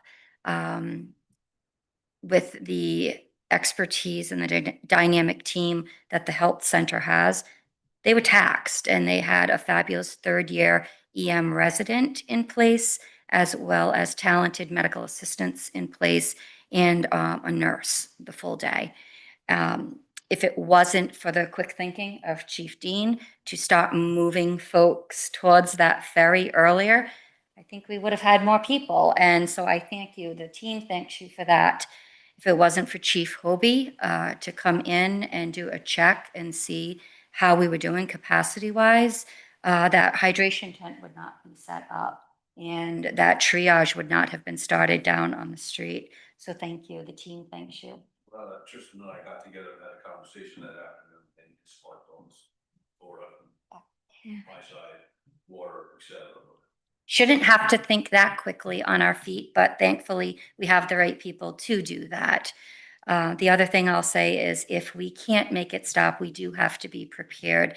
I sent some suggestions along of different things. My first season as an employee here on Block Island, so I've witnessed 4th of July and the days surrounding it very differently.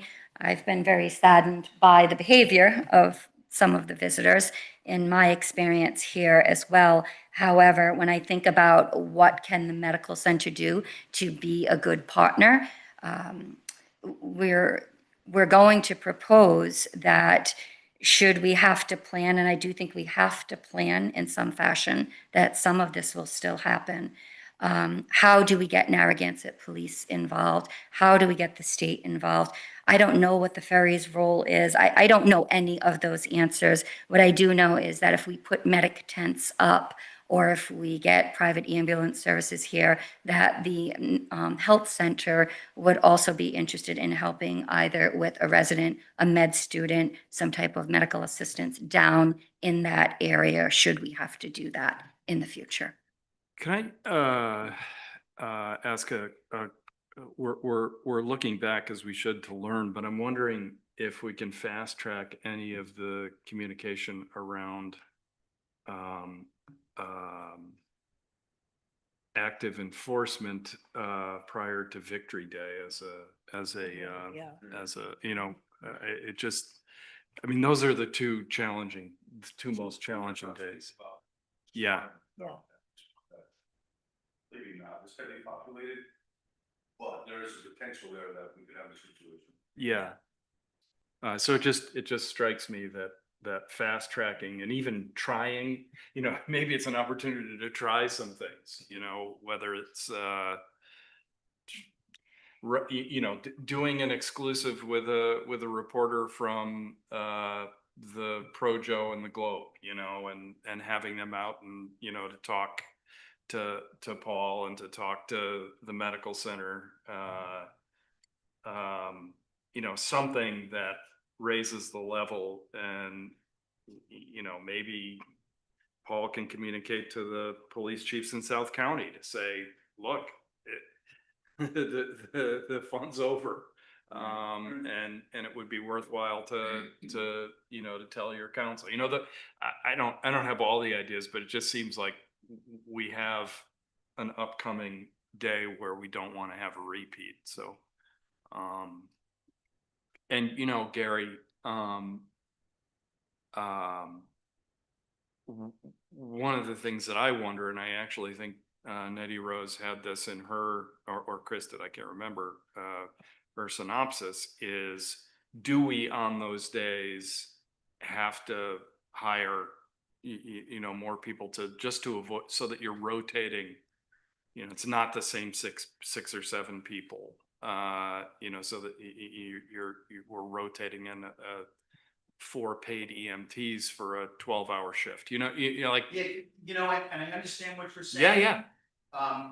And for an immediate fix, that's maybe it, but I think we're putting a Band-Aid on a problem. 100%. That was not, I'm not advancing that as a major policy initiative. I'm just saying, you know, it actually by definition, I think is a Band-Aid. And I'm thinking particularly about Victory Day. Because Day hasn't been a horrible holiday for us. Yeah. It's an older group too, isn't it? Isn't it an older group on Victory Day? Yeah. And that's blown up out of proportion is when ballots have been involved. Yeah. Yeah. But it is, absolutely, it's an older group.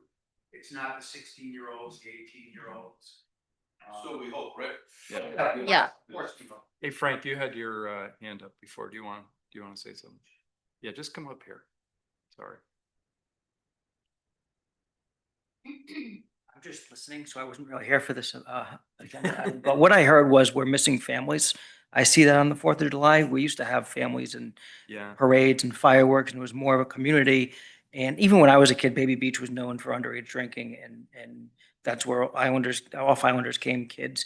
What if we did as a community a fundraiser or something on Baby Beach where we're occupying it in a family fun environment and we're promoting good and not allowing bad? So you're filling the space with positivity instead of putting out a public service announcement saying Block Island can't handle alcohol. Because that shows fear, and it really detours the good in the families, and the adult here is the bad It's an news, interesting idea. not the good news. People love The- in the news. Is that if you were to close, ballots, you're still gonna have the people come, and they're gonna move to another. I site. totally get that. It's gonna move. So I think we have to really address this. And again, I'm not age group. down- Yeah, no, I so- understand it. It's an But, really because we interesting. just wanna, if we do have them, we wanna have them contained in an area where there's somewhat control, but the objective should be is how do we. But I think they would come here and you're doing two things. You're scaring them in the news, but you're also promoting public Right. family activity where on Baby Beach, you're doing some kind of community event, whether it's Concert Fest or what do you call it? I'm sorry. What's the firework committee? Yeah. Maybe, Yeah. maybe they can do something on that day. I don't know. So that the people in our community are watching the beach for you. And you know what I mean? And not just I think depending that's- on, I hadn't thought of that. It's a really. or can you just rope that area off completely? I don't know if you do that. But And- that's a good impulse because that is the problem. People say, I'm not coming back here again. I don't, because then they're trapped on the ferry Right. with all those people, Right. even their children. Right. And I used to take my daughter to camp VJ Day Yeah. weekend, and it was awful. It was awful. It was Just- a lot of like having to explain a lot of things to an 8-year-old. Right. That, and her seeing a lot of things I didn't want happening. And And we're, we could fix that, but like, but maybe we could just try to not let it happen. I think you got to promote good and to get good as well, and not just negative, because negative Yeah. people see negative and they get scared to come. Because we see Labor Day and Memorial Day are more family oriented. Labor Day is busier. Columbus Day is busier than ever because all those people that come on 4th of July, I think they're extending to a quieter time, family time of the year. So just my 2 cents. Thank you. Yeah. Frank. Oh, and trash pickup after 4th. Just a suggestion, if we could kind of get DPW or someone to kind of, or a committee to help trash pickup. I noticed that it's hard because those trash cans are small and they get filled up very quickly. Yeah. It was just Paul has been and a number of families, island families have been very active. I won't say aggressive, but very active on the cleanup part of it, which I think is a great tool. I gotta say, the next morning I drove down the beach. And I was very impressed on the cleanup job that was done. I think it was 3,000 pounds of garbage removed. But it was just like it didn't happen. Yeah. So Millie, I think we should agenda this in September, so that we don't lose any momentum. And do we want a positive press release before then? I think we With the should. manager's office? Yeah, I In think conjunction with- the chief and I will work on that. Yep. and Right. their office. Yep. wonderful. Terrific, thank you. Anything else before we move on to the Thomas property? Amy? Thank you. Thank you all. Thank you, guys.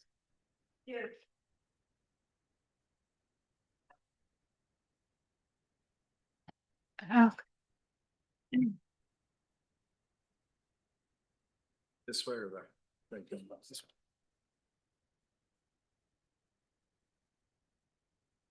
Why don't we just break for a few minutes? Why don't we just break but we're gonna break for a few minutes. Oh, sorry.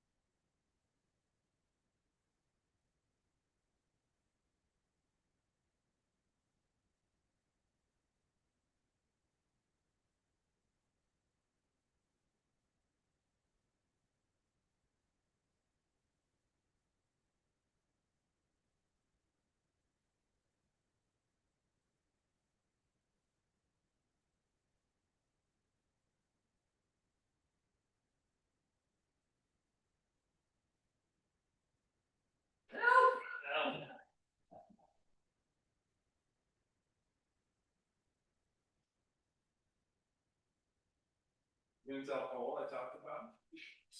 I'm sure he's watching. Yeah.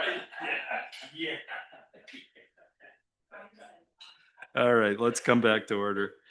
Amy Thomas property. Okay, Thomas property. Hopefully I can keep this in sequence.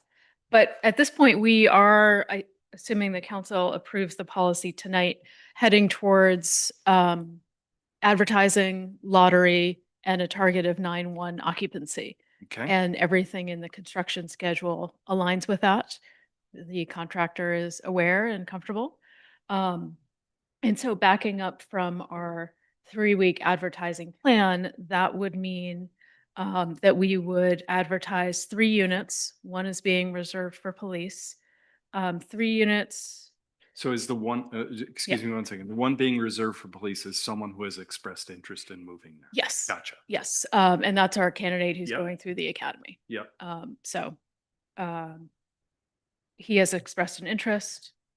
So we have two bedrooms and one bedroom unit that we would be advertising on Friday as our start date, with applications due on August 8th. And then we would hold the lottery August 15th with a goal again of occupancy September 1st. So this hopefully aligns with our school schedule as well, because we expect that we'd have some teacher applicants in that pool. It's tight, but it's there. Yeah. And we would be advertising and soliciting applications for both town employees, town school employees as defined in our policy, and island residents who qualify.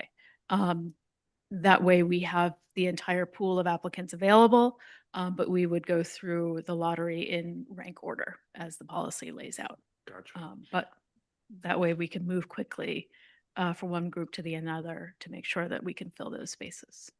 So I have a question about the salary guidelines here for what makes somebody a low to moderate income household. You're way more familiar with this. Do our town employees fall into this? Like, are the teachers going to be able to make that? Or do they make more than that? I don't really know how much they make. Yeah, the teachers would be exempt because they qualify as employees of the town. Oh, okay. So this is really just for general public. Yes, and that is a requirement of the zoning ordinance that allowed the extra density on town properties. That those units, when they are Got offered it. to island residents, meet that criteria. Okay. So town employees Are exempt from it. exempt. Got it. Although I didn't spend time with the school salary schedules, I did confirm that for the most part, our town employees are aligned with that. So, Got it. Thank you. Like I said, a lot of these things intersect, but the construction timeline also aligns with what I think is the wrap up of the conversations that James has been having with the Attorney General's office. And James, you can jump in at any time, but he and I had another call today with the AG's office and confirmed their interpretation that all 4 units are intended to be restricted. And he can shed some more light on that. That also came with a suggestion that the town file a motion to modify the consent order with the site plan that is actually in effect, so that we've tied up any of those loose ends. James, do you want to walk through that in a little more detail, or those two components? Sure. Good to see everyone tonight. We've had a discussion with the Attorney General's Office, the Charitable Trust Unit, over the past few weeks. We finally did have a Zoom meeting, Amy and I, with 3 of the representatives this morning. There was no issue they saw with renting to 4 officers based on the language of the consent order. That wasn't a concern of theirs. It may be of some of the council members, but it wasn't something that they thought was an issue. The thing that they did want to address was that the site plan from 2019 that was initially approved in the consent order has been slightly changed. And I don't know the exact reason for that, but the site plan was changed as of, I think, January 2022, and they want that incorporated by reference into the new or into a modified order, which I prepared today as a draft, and Amy has a copy, and we can submit that with the Attorney General with your approval at some point in the very near future. They weren't expressing concern about it. They just wanted all the document, the file to be up to date, basically. Exactly. Exactly. Just for future context, for reference, everything to be up to date and accurate. Okay, so I'm the one who still has the problem with the AG interpreting the way that they had the agreement and the order that was entered after we resolved the issue with Violette Connolly's estate, because it just, at the moment, it's fine because, because it's not, we don't have all police officers to fill it. I can foresee somewhere down the line, where that could become a problem. And Violette left the barn at the chicken coop to the police, which was at most 2 small apartments, at best 1 apartment. She left the house to the town. So the idea that, and then we bought the Thomas property, which had 2 apartments out of the money from Violette's estate that we got. I just still don't understand why we would be pressing to have all 4 units under that order, and what the basis of the AG deciding that is. The original consent order was an agreement with the town, the AG's office, and the estate of Violette, which was Joe Priestley at the time. I mean, what's their explanation? Are we pushing this at all, or are we just letting them decide how it goes? Well, I think the idea is that there are 4 units to be dedicated for police officers, and that's what is part of this consent order, and that's the interpretation. I suppose that we could make a case, Nancy, as to what you're saying, but I haven't really gotten direction from the council. That's where we want to go. So I know that's your opinion, and I don't know what the full council's view is. And I know it's been subject to litigation in the past. I don't think we want to get in more litigation, but I think it's something that the council has to give us more direction on in that respect.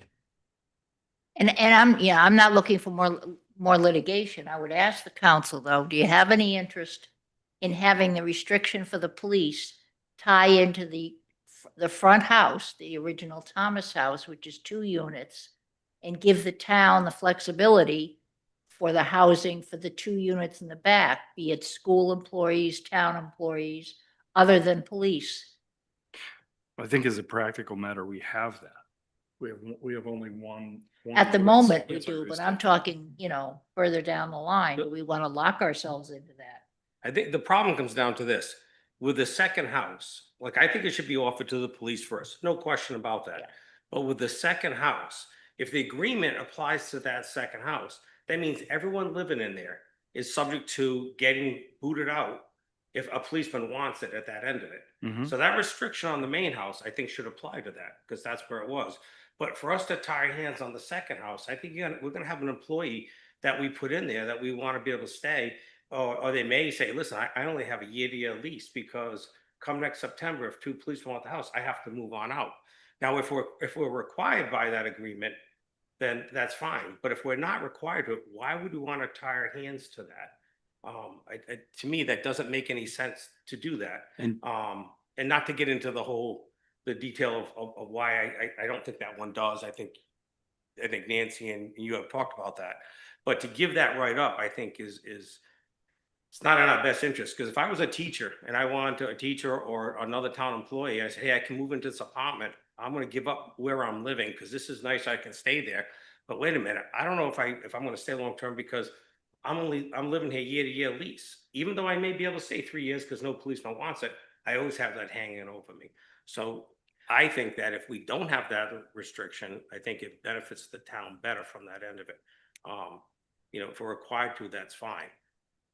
And I believe that's the place where we are. I don't think the town is right now at a crossroads of making a policy decision. We have asked for the AG for clarification of how they interpret the consent order that was already entered into by the town to see if there is any uncertainty in the interpretation of that. We're not faced with a path A or path B. Well, isn't that what, James, isn't that what you said, that, you know, you haven't pushed that issue because you haven't had a direction from the council per se. Which And would in come the, with in the policy, it refers to the agreement and the, you know, the restrictions under the agreement. Are subject to restrictions in the Superior Consent Order. Rental priority to New Shore police officers. That covers all 4 units. Yes. So unless this council says they don't want to, they're just perfectly fine with that. Yeah. I'm fine with it the way that it's structured. But Keith, why would we give up that ability to not have control? Because it sounds like we're gonna have to relitigate it. This one, Yeah, and is it? we're not talking about litigation at this point. We're talking, Gonna have to relitigate it is what James, is basically what James is telling us. Can you recap that again, James? yeah. Please. Right. So as you probably all know, this was a subject of litigation from the police officer. The police officers ended up having to sue the town to enforce an aspect of this situation. And we presented this consent order to the Attorney General's office. They are new to it in a way because there's not the same people there were in 2019 or 2011. So we said to them, you know, this is the situation. There's a potential interpretation of it one way where there's 2 units or 4 units. How do you sort of see it? And they responded to us that we see it as 4 for the police officers. That was their interpretation. And I didn't push back on that because in a way, I think that interpretation is more than reasonable. Agreed. Okay. Even though that second building wasn't in the agreement. Right, but I think that the agreement was there were going to be a number of units in the initial foundation, but that didn't end up happening, correct? No, No. no. It was always the Thomas House proper. That was the 2011 consent order. There was 1 building, 2 apartments. Then down the line in 2019 or so, there was a design of a 2-story building on that foundation. Same footprint. Same footprint. Then that was abandoned. And the old Thomas House Foundation provided 2 apartments. And the town put in more money to build that second unit with 2 other apartments. And there was a bond issue of $1 million or so. We were well beyond Violette's money at that point. I also think, given what we talked about in closed session, that I don't want to be seen as taking something away from police officers. We're not, I mean, I don't see it that way. I mean, having lived through the 2011, I know a few years later, there was a great deal of consternation from the police department because they were not given the best information on what actually came out of Violette's estate. So, you know. James, we would have to litigate to change the AG's opinion, correct? It would take some, it would be a consent order, or the modification we're discussing with the site plan is going to be a joint motion. I think if we push for 2 units versus 4 units, then that's going to be a different situation, definitely.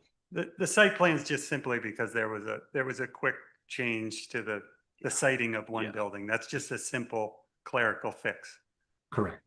All right. Yeah. Correct. I prefer keeping it with the police department.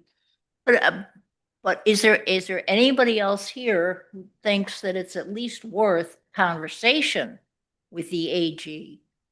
Not necessarily, if we're going to modify for the site plan, would they consider all of this information that leads us to think complying with 2 units, priority to the police, complies with the original notation on the consent decree, and that the separate building, which the town paid for separately, should be under the town's decision. Just a conversation. They can either say yes or no, we'll take it under advisement, but from what you said, James, that issue hasn't been pushed with them yet, and that's all I'm asking. Isn't that fair to just try I it? think he had that conversation. No, he said he did. That wasn't their initial impression based on their review of the documents we provided and they had in their files. They didn't say definitely, police 2, rest of town 2. They just said it sounds like 4 is the accurate number for the police.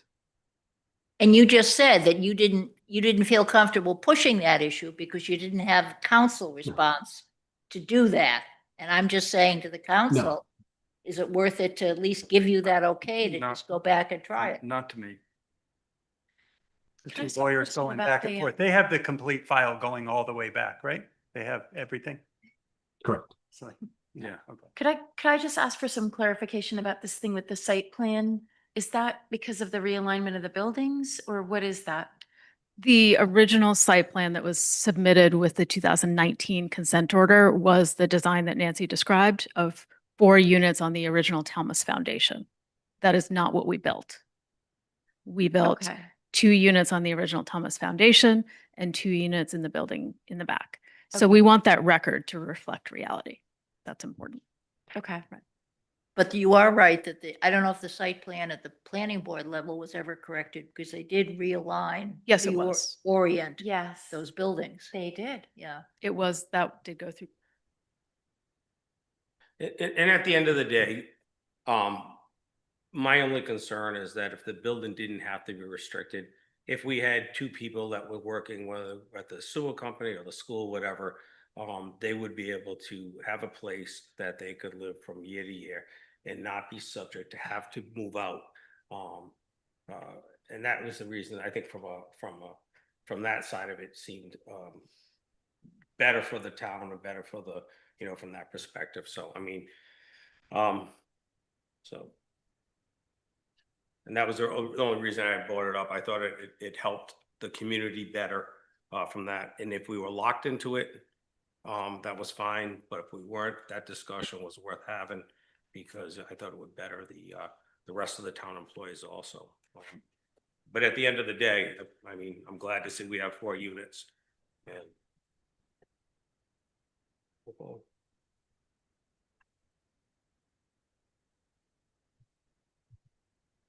So in the spirit of moving ahead, we would need a council action to adopt the policy so that we can get that out and advertised, correct?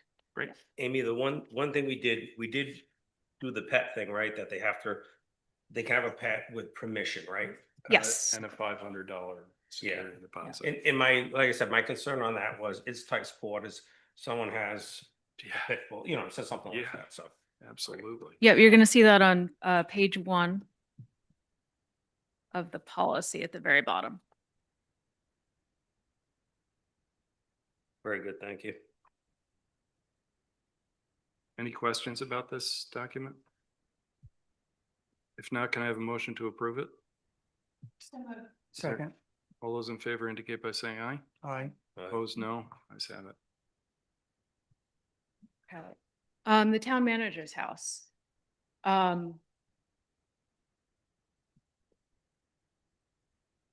At the executive level, we did have interest.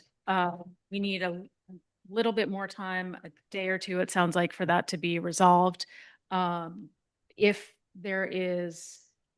that interest moves ahead, it would come to the council as a proposed lease. If it does not, then we would go ahead and move to the next layer, which is soliciting interest from the department head level. And we have that list ready to go. So as soon as we're ready to move on, we will do that. After that, which would be a pretty quick response, there's no advertising timeline on that. We would move right to the broader advertisement, and that would be a public ad, I believe, for that one. So we would do that without coming back to the council and just work through the hierarchy that's already been set. Okay. Why would you not do both like you did the other one? Just the timing may not line up exactly. If we can get them aligned, we will, but No, I don't mean both. I mean, why would you not, when you had asked, when you did the lottery, you did town employees and then, Oh, just the mechanism is slightly different because we're working within the town structure. We can email the people that we know at certain salary levels. We don't need to do an advertisement in the Block Island Times or on the bulletin board. So it's actually, it's faster. Yeah. Is the town manager's salary limited? It is not. No. It is not. And, you know, so that may make it more challenging to fill as we move through the employee base, but well, hopefully we can get somebody in there quickly. That's certainly the goal. Construction, we talked about a little bit. Again, we're working through the last little bits. As soon as the floors are installed, appliances will be installed. They are working on punch list with the subs in terms of HVAC, plumbing, electrical, and testing all of those systems.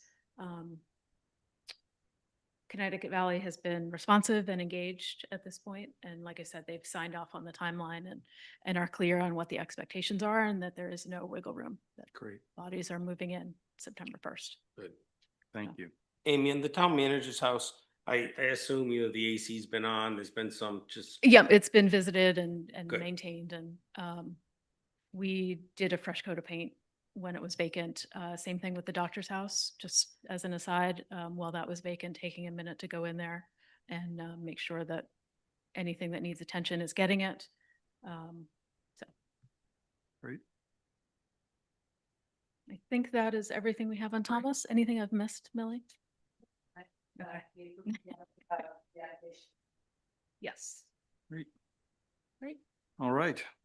Discuss an act on licensing rental car businesses. I don't know how you want to do this. We did get, I thought, a very helpful note from Nick. At least it was helpful for me because it was all in one place and not anecdotal.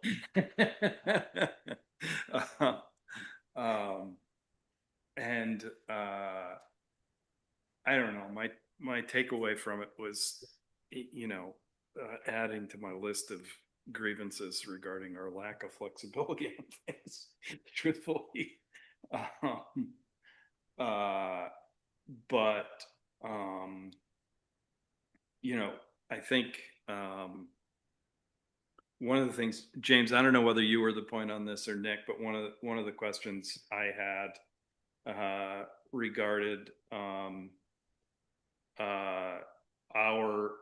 this is on the low speed vehicles, by the way, which I don't mean to hijack this on low speed vehicles, but do we have the ability to restrict time, safety, et cetera, if we have if a town were to have a concern about these small low speed vehicles being on the road after dark, for example, the way that we have around rental mopeds, can we implement an ordinance change for that?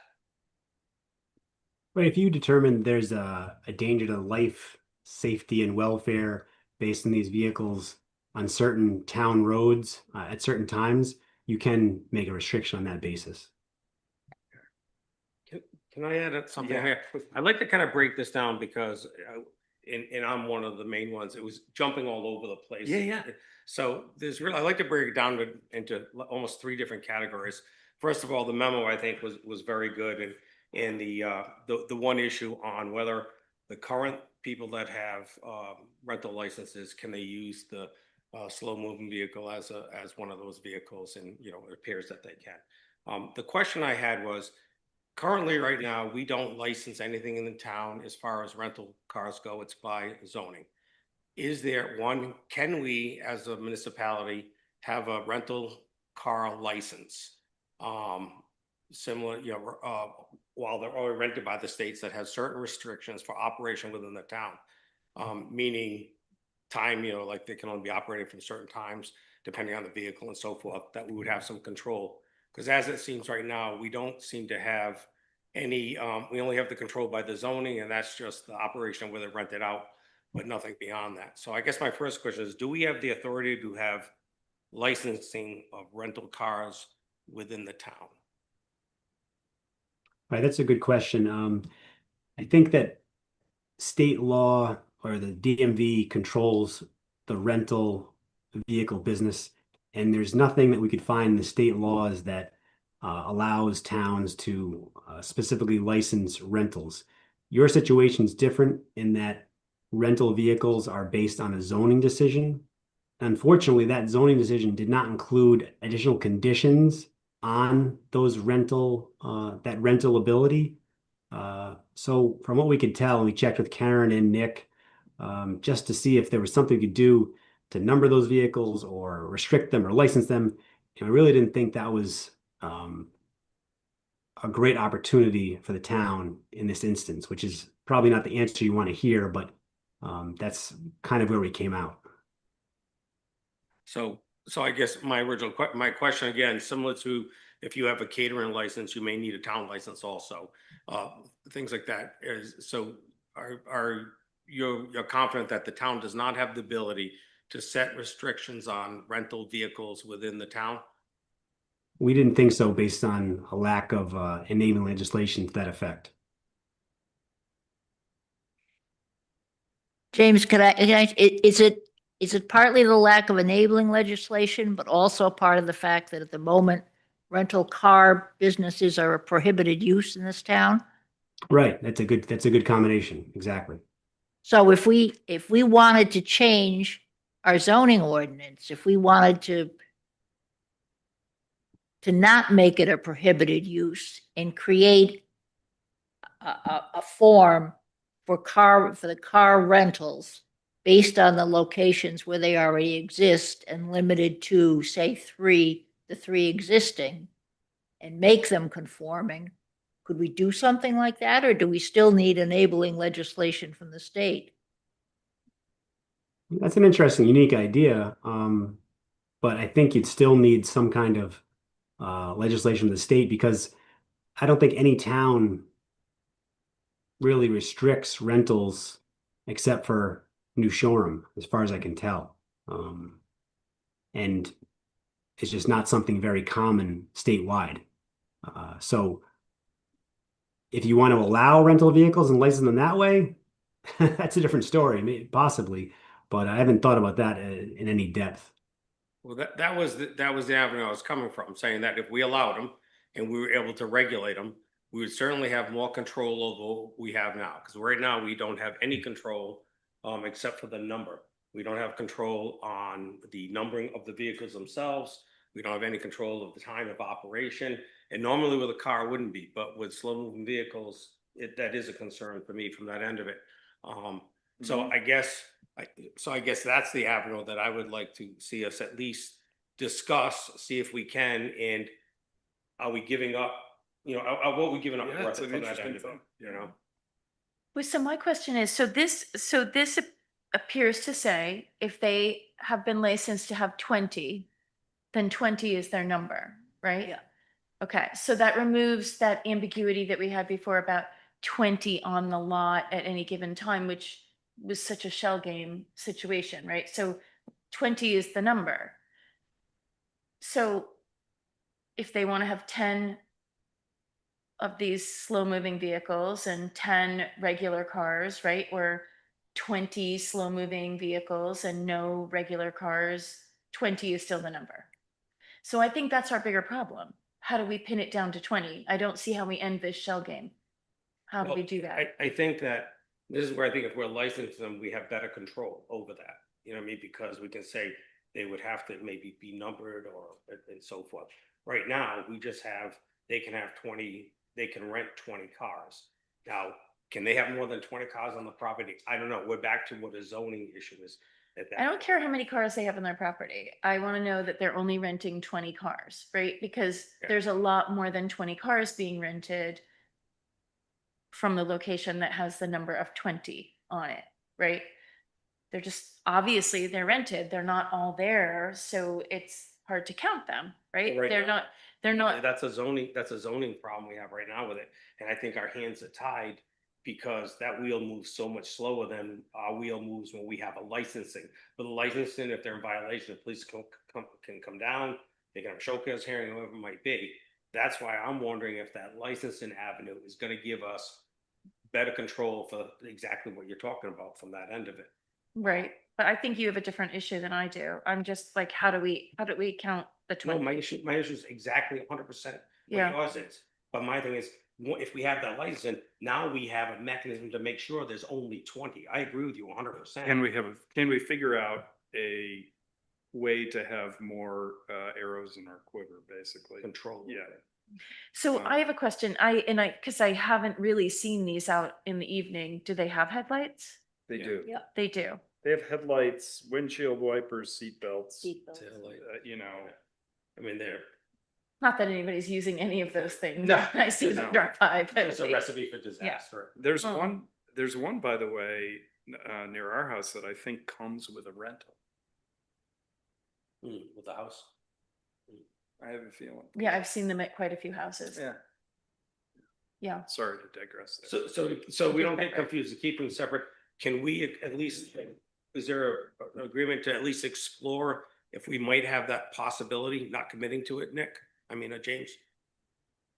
Yeah, I think the only issue we run into is the way that you are able to sort of license and keep track of the mopeds is through your legislation, and that's unique to New Shoreham.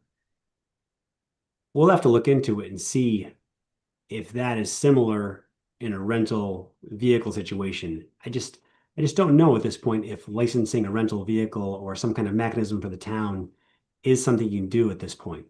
Well, We'll have to that's- research it. I think that's the question Bill's asking. Is it, Yeah. do we have to decide whether or not to seek statutory change? And that, if we do, we'll decide that. But if we don't, and if there's a way, and maybe this is as much a question for Karen as it is for you, James, but if there's a way to enable the use and regulate the use. My take from Nick's memo is that we probably can't without legislation, but we ought to ask. Right. We ought to, you know.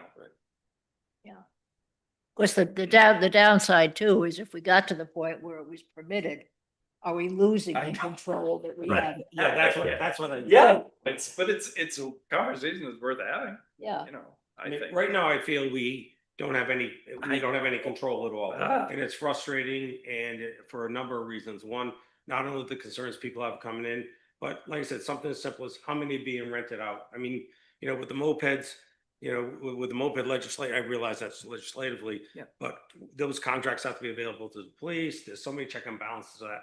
This other way, we really don't have that. We don't have any mechanism to do it.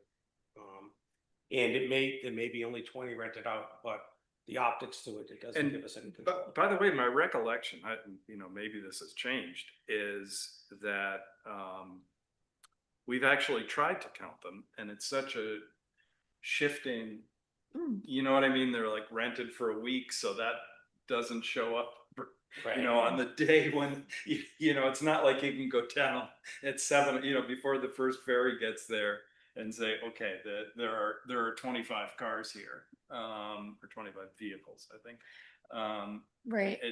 I think that's why my mind kept floating toward the numbering system, but we don't have the authority to do that. And the slow moving ones, they're a daily rental because they have to plug in, Right. right? They're electric. So that would be a tough weekly rental. Where are they going to plug it in? Right. Right. So I think that's why we see a lot more of those, right?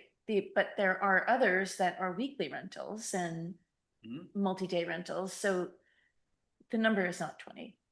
But our ordinance were all written when we knew all the players, right? This was written when Carrie Todd was running that. Sure. And you can trust Carrie Todd to do exactly what you asked her to do, no matter what. But when these things change, it's the same with all these things. Once things change, we didn't change our ordinances to accommodate for the fact that we didn't know everybody. Well, I'm beyond that, back when that ordinance, when that zoning approval was that the chance that you'd have 20 people on this island renting a car. Exactly. That's a really good Exactly. point, yeah. Right. Yeah. And the reason I bring this up isn't because of slow moving vehicles or the cars. It's, and matter of fact, maybe two slow moving vehicles would be better than two cars. Time will tell them that. It's solely with the objective of being able to have some control over and set some parameters on the rental car business. That's all. 100%. And I do think that that memo we received detailed out quite a bit of, and if, I don't know if that's on Clark base, but I think a lot of the information is confidential. I think that at some point, if we could have some of that information, I think that is public information, I think would be helpful to people because it explained a lot of things for me. And I think the general public could benefit from that because I think there's a lot of confusion as to what these vehicles can do, can't do, and so forth. And what we can do. Right, and what, exactly. Yeah. Yeah, sorry, I didn't realize that. I thought that was public document. I apologize. Sorry. Oops, no, that was me. Wait, but we also have to talk about the Yeah, rental cars that aren't rental cars, that Be- are rental cars. Yeah. before we. The loaners. The Before- loaners that Before are we paid go to for. the loaners, I just want to, I just want to clarify, if we would be enabled under the statute regarding low-speed vehicles to limit,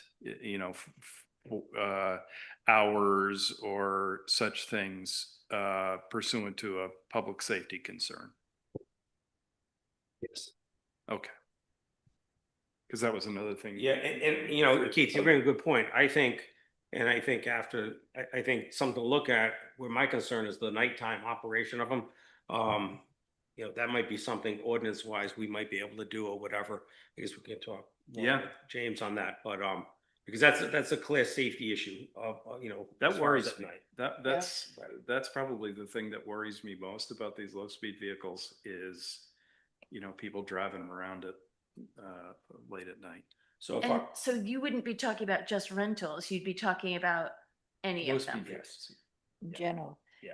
And I guess my question, James, to you is when you're looking at that, if we were going to do that, where would we put it? I mean. Yeah. Or, in a separate standalone ordinance and somewhere, how would we Yeah. make those? Probably that's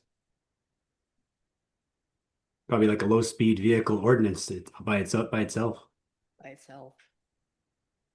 And some towns have restricted them. I think Nick had mentioned before that Westerly outlawed LSVs townwide, but I was there 3 days ago and I saw a few driving around, so I'm not sure what's going on there. Yep, that was only on town roads they were Yeah, able to it's do one it. of the challenges. I believe the ordinance allows it On you to, state roads. for the town roads, not the state roads. Hmm. Yeah. So that might have been what that was. Yeah. And I have to chuckle when we talk about low-speed vehicles, because one came flying over Pilot Hill the other day, and it was not going The older I 25. get, those fast- the faster those cars. Goes- All right, Molly. Is, Oh, sorry. so is James you'll get back to us, James, on what our options are from that Yes. end of it? Thank you. Definitely. Molly. Well, I just don't know, like, what do we do about that? To me, it's a prohibited use if they are renting cars. I think that's one that we can refer to our friendly solicitors, Yeah. perhaps for a third memo, on where in the statute or in an arrangement like that would fall. Does it meet the definition of a rental? If there's an exchange of money, if there's not an exchange of money, or when do those different elements get triggered? James, did he get a copy of Mike's letter? I don't believe I so, did. but I You think so. did? It's in the, Mike it's Fenimore's in the agenda letter? packet. oh, right. So that's Because- the question that. Yeah, we're that's gonna the address. genesis, the way he Mhm. described what he was doing with, with these. Right, he can't, you can't rent vehicles if someone can't ride a moped. That's not allowed. But Right, he- but if he's not taking the money from the moped, if I say to you, I guess we need clarification. I'm saying you can use my car. And I'm not charging, Right. anything, just take it and use it, okay? Or if I say, you can use my car, but you need to fill it up with gas and, buy me lunch, okay? There's some, at that point, where does it become a rental? Yeah, we can research that. I think that if Yeah, if you loan out a vehicle for free, that's fine, but the Yeah, quid I pro think- quo, that's difficult. Yeah, it sounded Okay. like he was describing a quid pro quo. without So, put- so the way that I read it, it's public, right? It's on our agenda. The way that I read it Yes. is you come in, you're clearly not a person who could rent a moped, or you pay for that and you get a car instead. I didn't Is read it. that how you read it? I didn't Maybe read it I'm that you wrong. paid for it. I think it wasn't clear. I Oh, realized okay. you couldn't use the moped, so you don't ruin your day. I'll let you use a car. Ah, gotcha. But. there was Right, a but if you little- go back and watch, or if you go back and watch the video from the meeting back in, Yeah. when was that, November? Where his Yeah. employee described the Yeah, exact Marty. same thing, it's pretty clear, they paid for the moped. That's, They've turned out to be a bad moped rider, they can't manage it. So they're like, well, we're gonna give you a car. Well, they already took the money for the moped, right? So it's not a give. Unless it is a give, in which case there should be no money changing hands. But that is not how I read that letter, and that is not how I heard that exchange in the meeting. So I just want us to clarify it. I don't think we need to chase them down and do anything punitive right now unless it continues. But like, we just need to say this cannot continue. And I think like the next agenda item is regarding a future conversation about courtesy vehicles. But that would be a totally different thing if they were doing it as a courtesy. Can I ask one question? Do you think it would be appropriate to ask the chief to speak with Mike? The police chief about that? I don't In know. other words, ask him, are you, just so it's clarified. We can start there. That's what I was just Yeah. noodling, where it fell into the general ordinances versus the zoning, because our prohibition is on the rental business. But let's always start with a conversation, right? Yeah. The conversation, and this thing, maybe that will be cleared up, whether it's the moped thing, so at least as a starting point from that end of it. And I would say the fact that they are both so forthcoming about this Right. means that they think they're not doing anything wrong, but I'm not so sure. I don't agree. I don't know about the rest of you that, like, I think there is something not quite right there. So maybe a clarification of Yeah. the rules. Right? And do we know, I mean, it was a couple of weeks ago when we got the letter originally from Leo, and it was referred to Paul. So do we know, talk to him? He may have done something already, because that was one of the questions in that, the letter that Leo first raised. Yeah. Yeah, I don't want to get in the middle of anybody's quarrel, but that stood out to me as a separate problem Yeah. altogether. well, I mean, and and you raised that night. Hmm? You raised it that night. Yeah. Yeah, I mean, Molly, and I had cut you off on the second part, but yeah, about the courtesy vehicle. we're not, The Molly was Oh, the talking. courtesy, but we're not gonna do courtesy vehicles. Okay, good. yeah.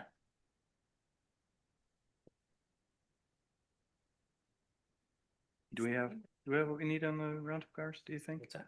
Did we, I know you and I both had a lot of questions about these rental cars. Did we cover everything? I thought the memo covered everything. The big thing was, do we have the, Yeah. yeah, I okay, think the memo, great. I think. Terrific. I just didn't want to move on if we.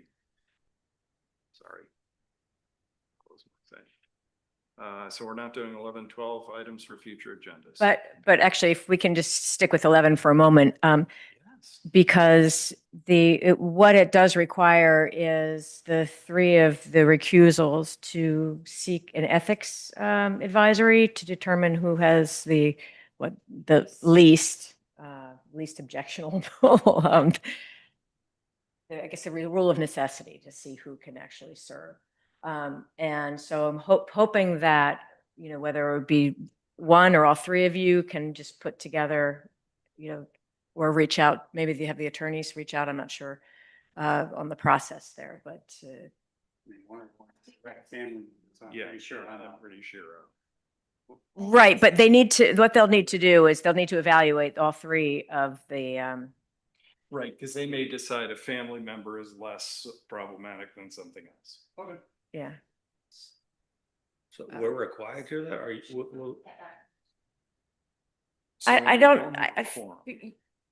Yeah, can't require you to do anything as far as refusal.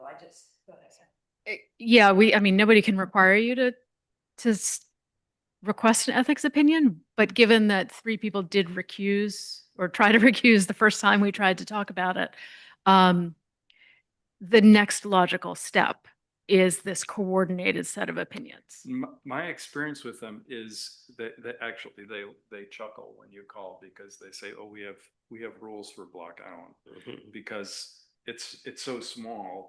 They frequently, not so much for us, but I know on some, on planning or zoning or some of the others that are subject to them, this comes up where they have to make a determination that the biggest conflict is Tristan, the least conflict is Molly, so Molly, you sit. So if he put in as one, listing all three, or how does that work? Yeah. Molly, did you have that conversation when you reached out? You said you had already. She's getting back to me tomorrow. Okay.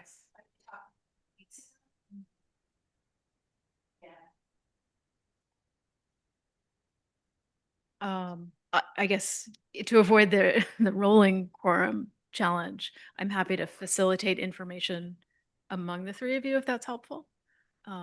If you want to provide feedback about whether you should all three be submitting the same letter or address them to the same individual, or what she suggests the next steps might be. Yeah. Great. And I will say the Motor Vehicles for Hire Commission met this morning, and there was a lot of consternation over shuttles. And I expect that you're going to be receiving some correspondence from the commission themselves asking you to look into this as well. Wonderful. Did we, I don't know, with James, did we ever get what the state law is on shuttles? Do we, like, what the regulation is? Is there a regulation through the state on what defines a shuttle and what they can and can't do? There are some I believe he restrictions got on it. something. Yeah. I don't know if we got it or we just looked into it. That might be helpful. I think we got something 2 years ago. I'm Bill. not familiar Yeah. with it at all. Yeah. What they, from the state level. Yeah, when that first came up with Okay, Mahoney thank you. Rolls or something, Yeah. you guys dealt with Yeah, that. I'm pretty sure we got. I looked around and nothing popped up right away, but I'm sure there's. James, you may have it in your New Shoreham file too. Right, we can check on that. Yeah. We'll report back to you on that one. Yeah. Thank you. Thanks. So the three of you or some of you were gonna request so we could hear that or not? Did we ever decide what was gonna happen? Amy said that she would coordinate and facilitate in any way that she could. But Yeah, and it has to be the individual, even if you put something together, they have to sign it. It has to be the individual requesting it. The Yeah. town can't do it on their behalf. That's sort of the rub. Yeah. Okay.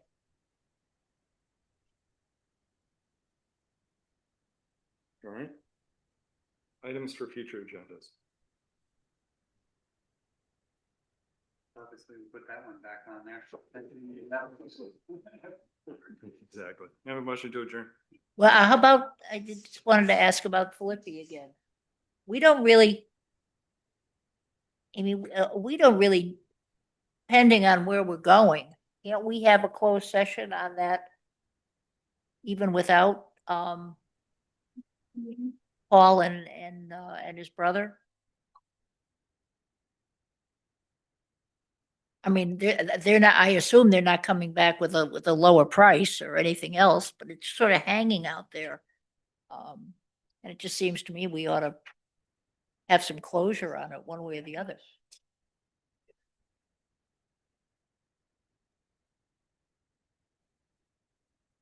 Well, you can just don't use the name, then I use the property discussion from several months ago.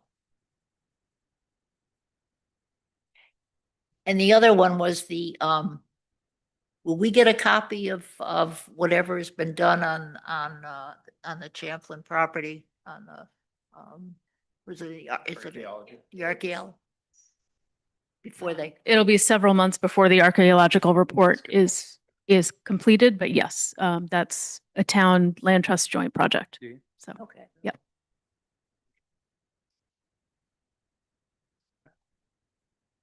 I have a motion to adjourn. Second. Second. All those in favor indicate by saying aye. Aye. Opposed, no.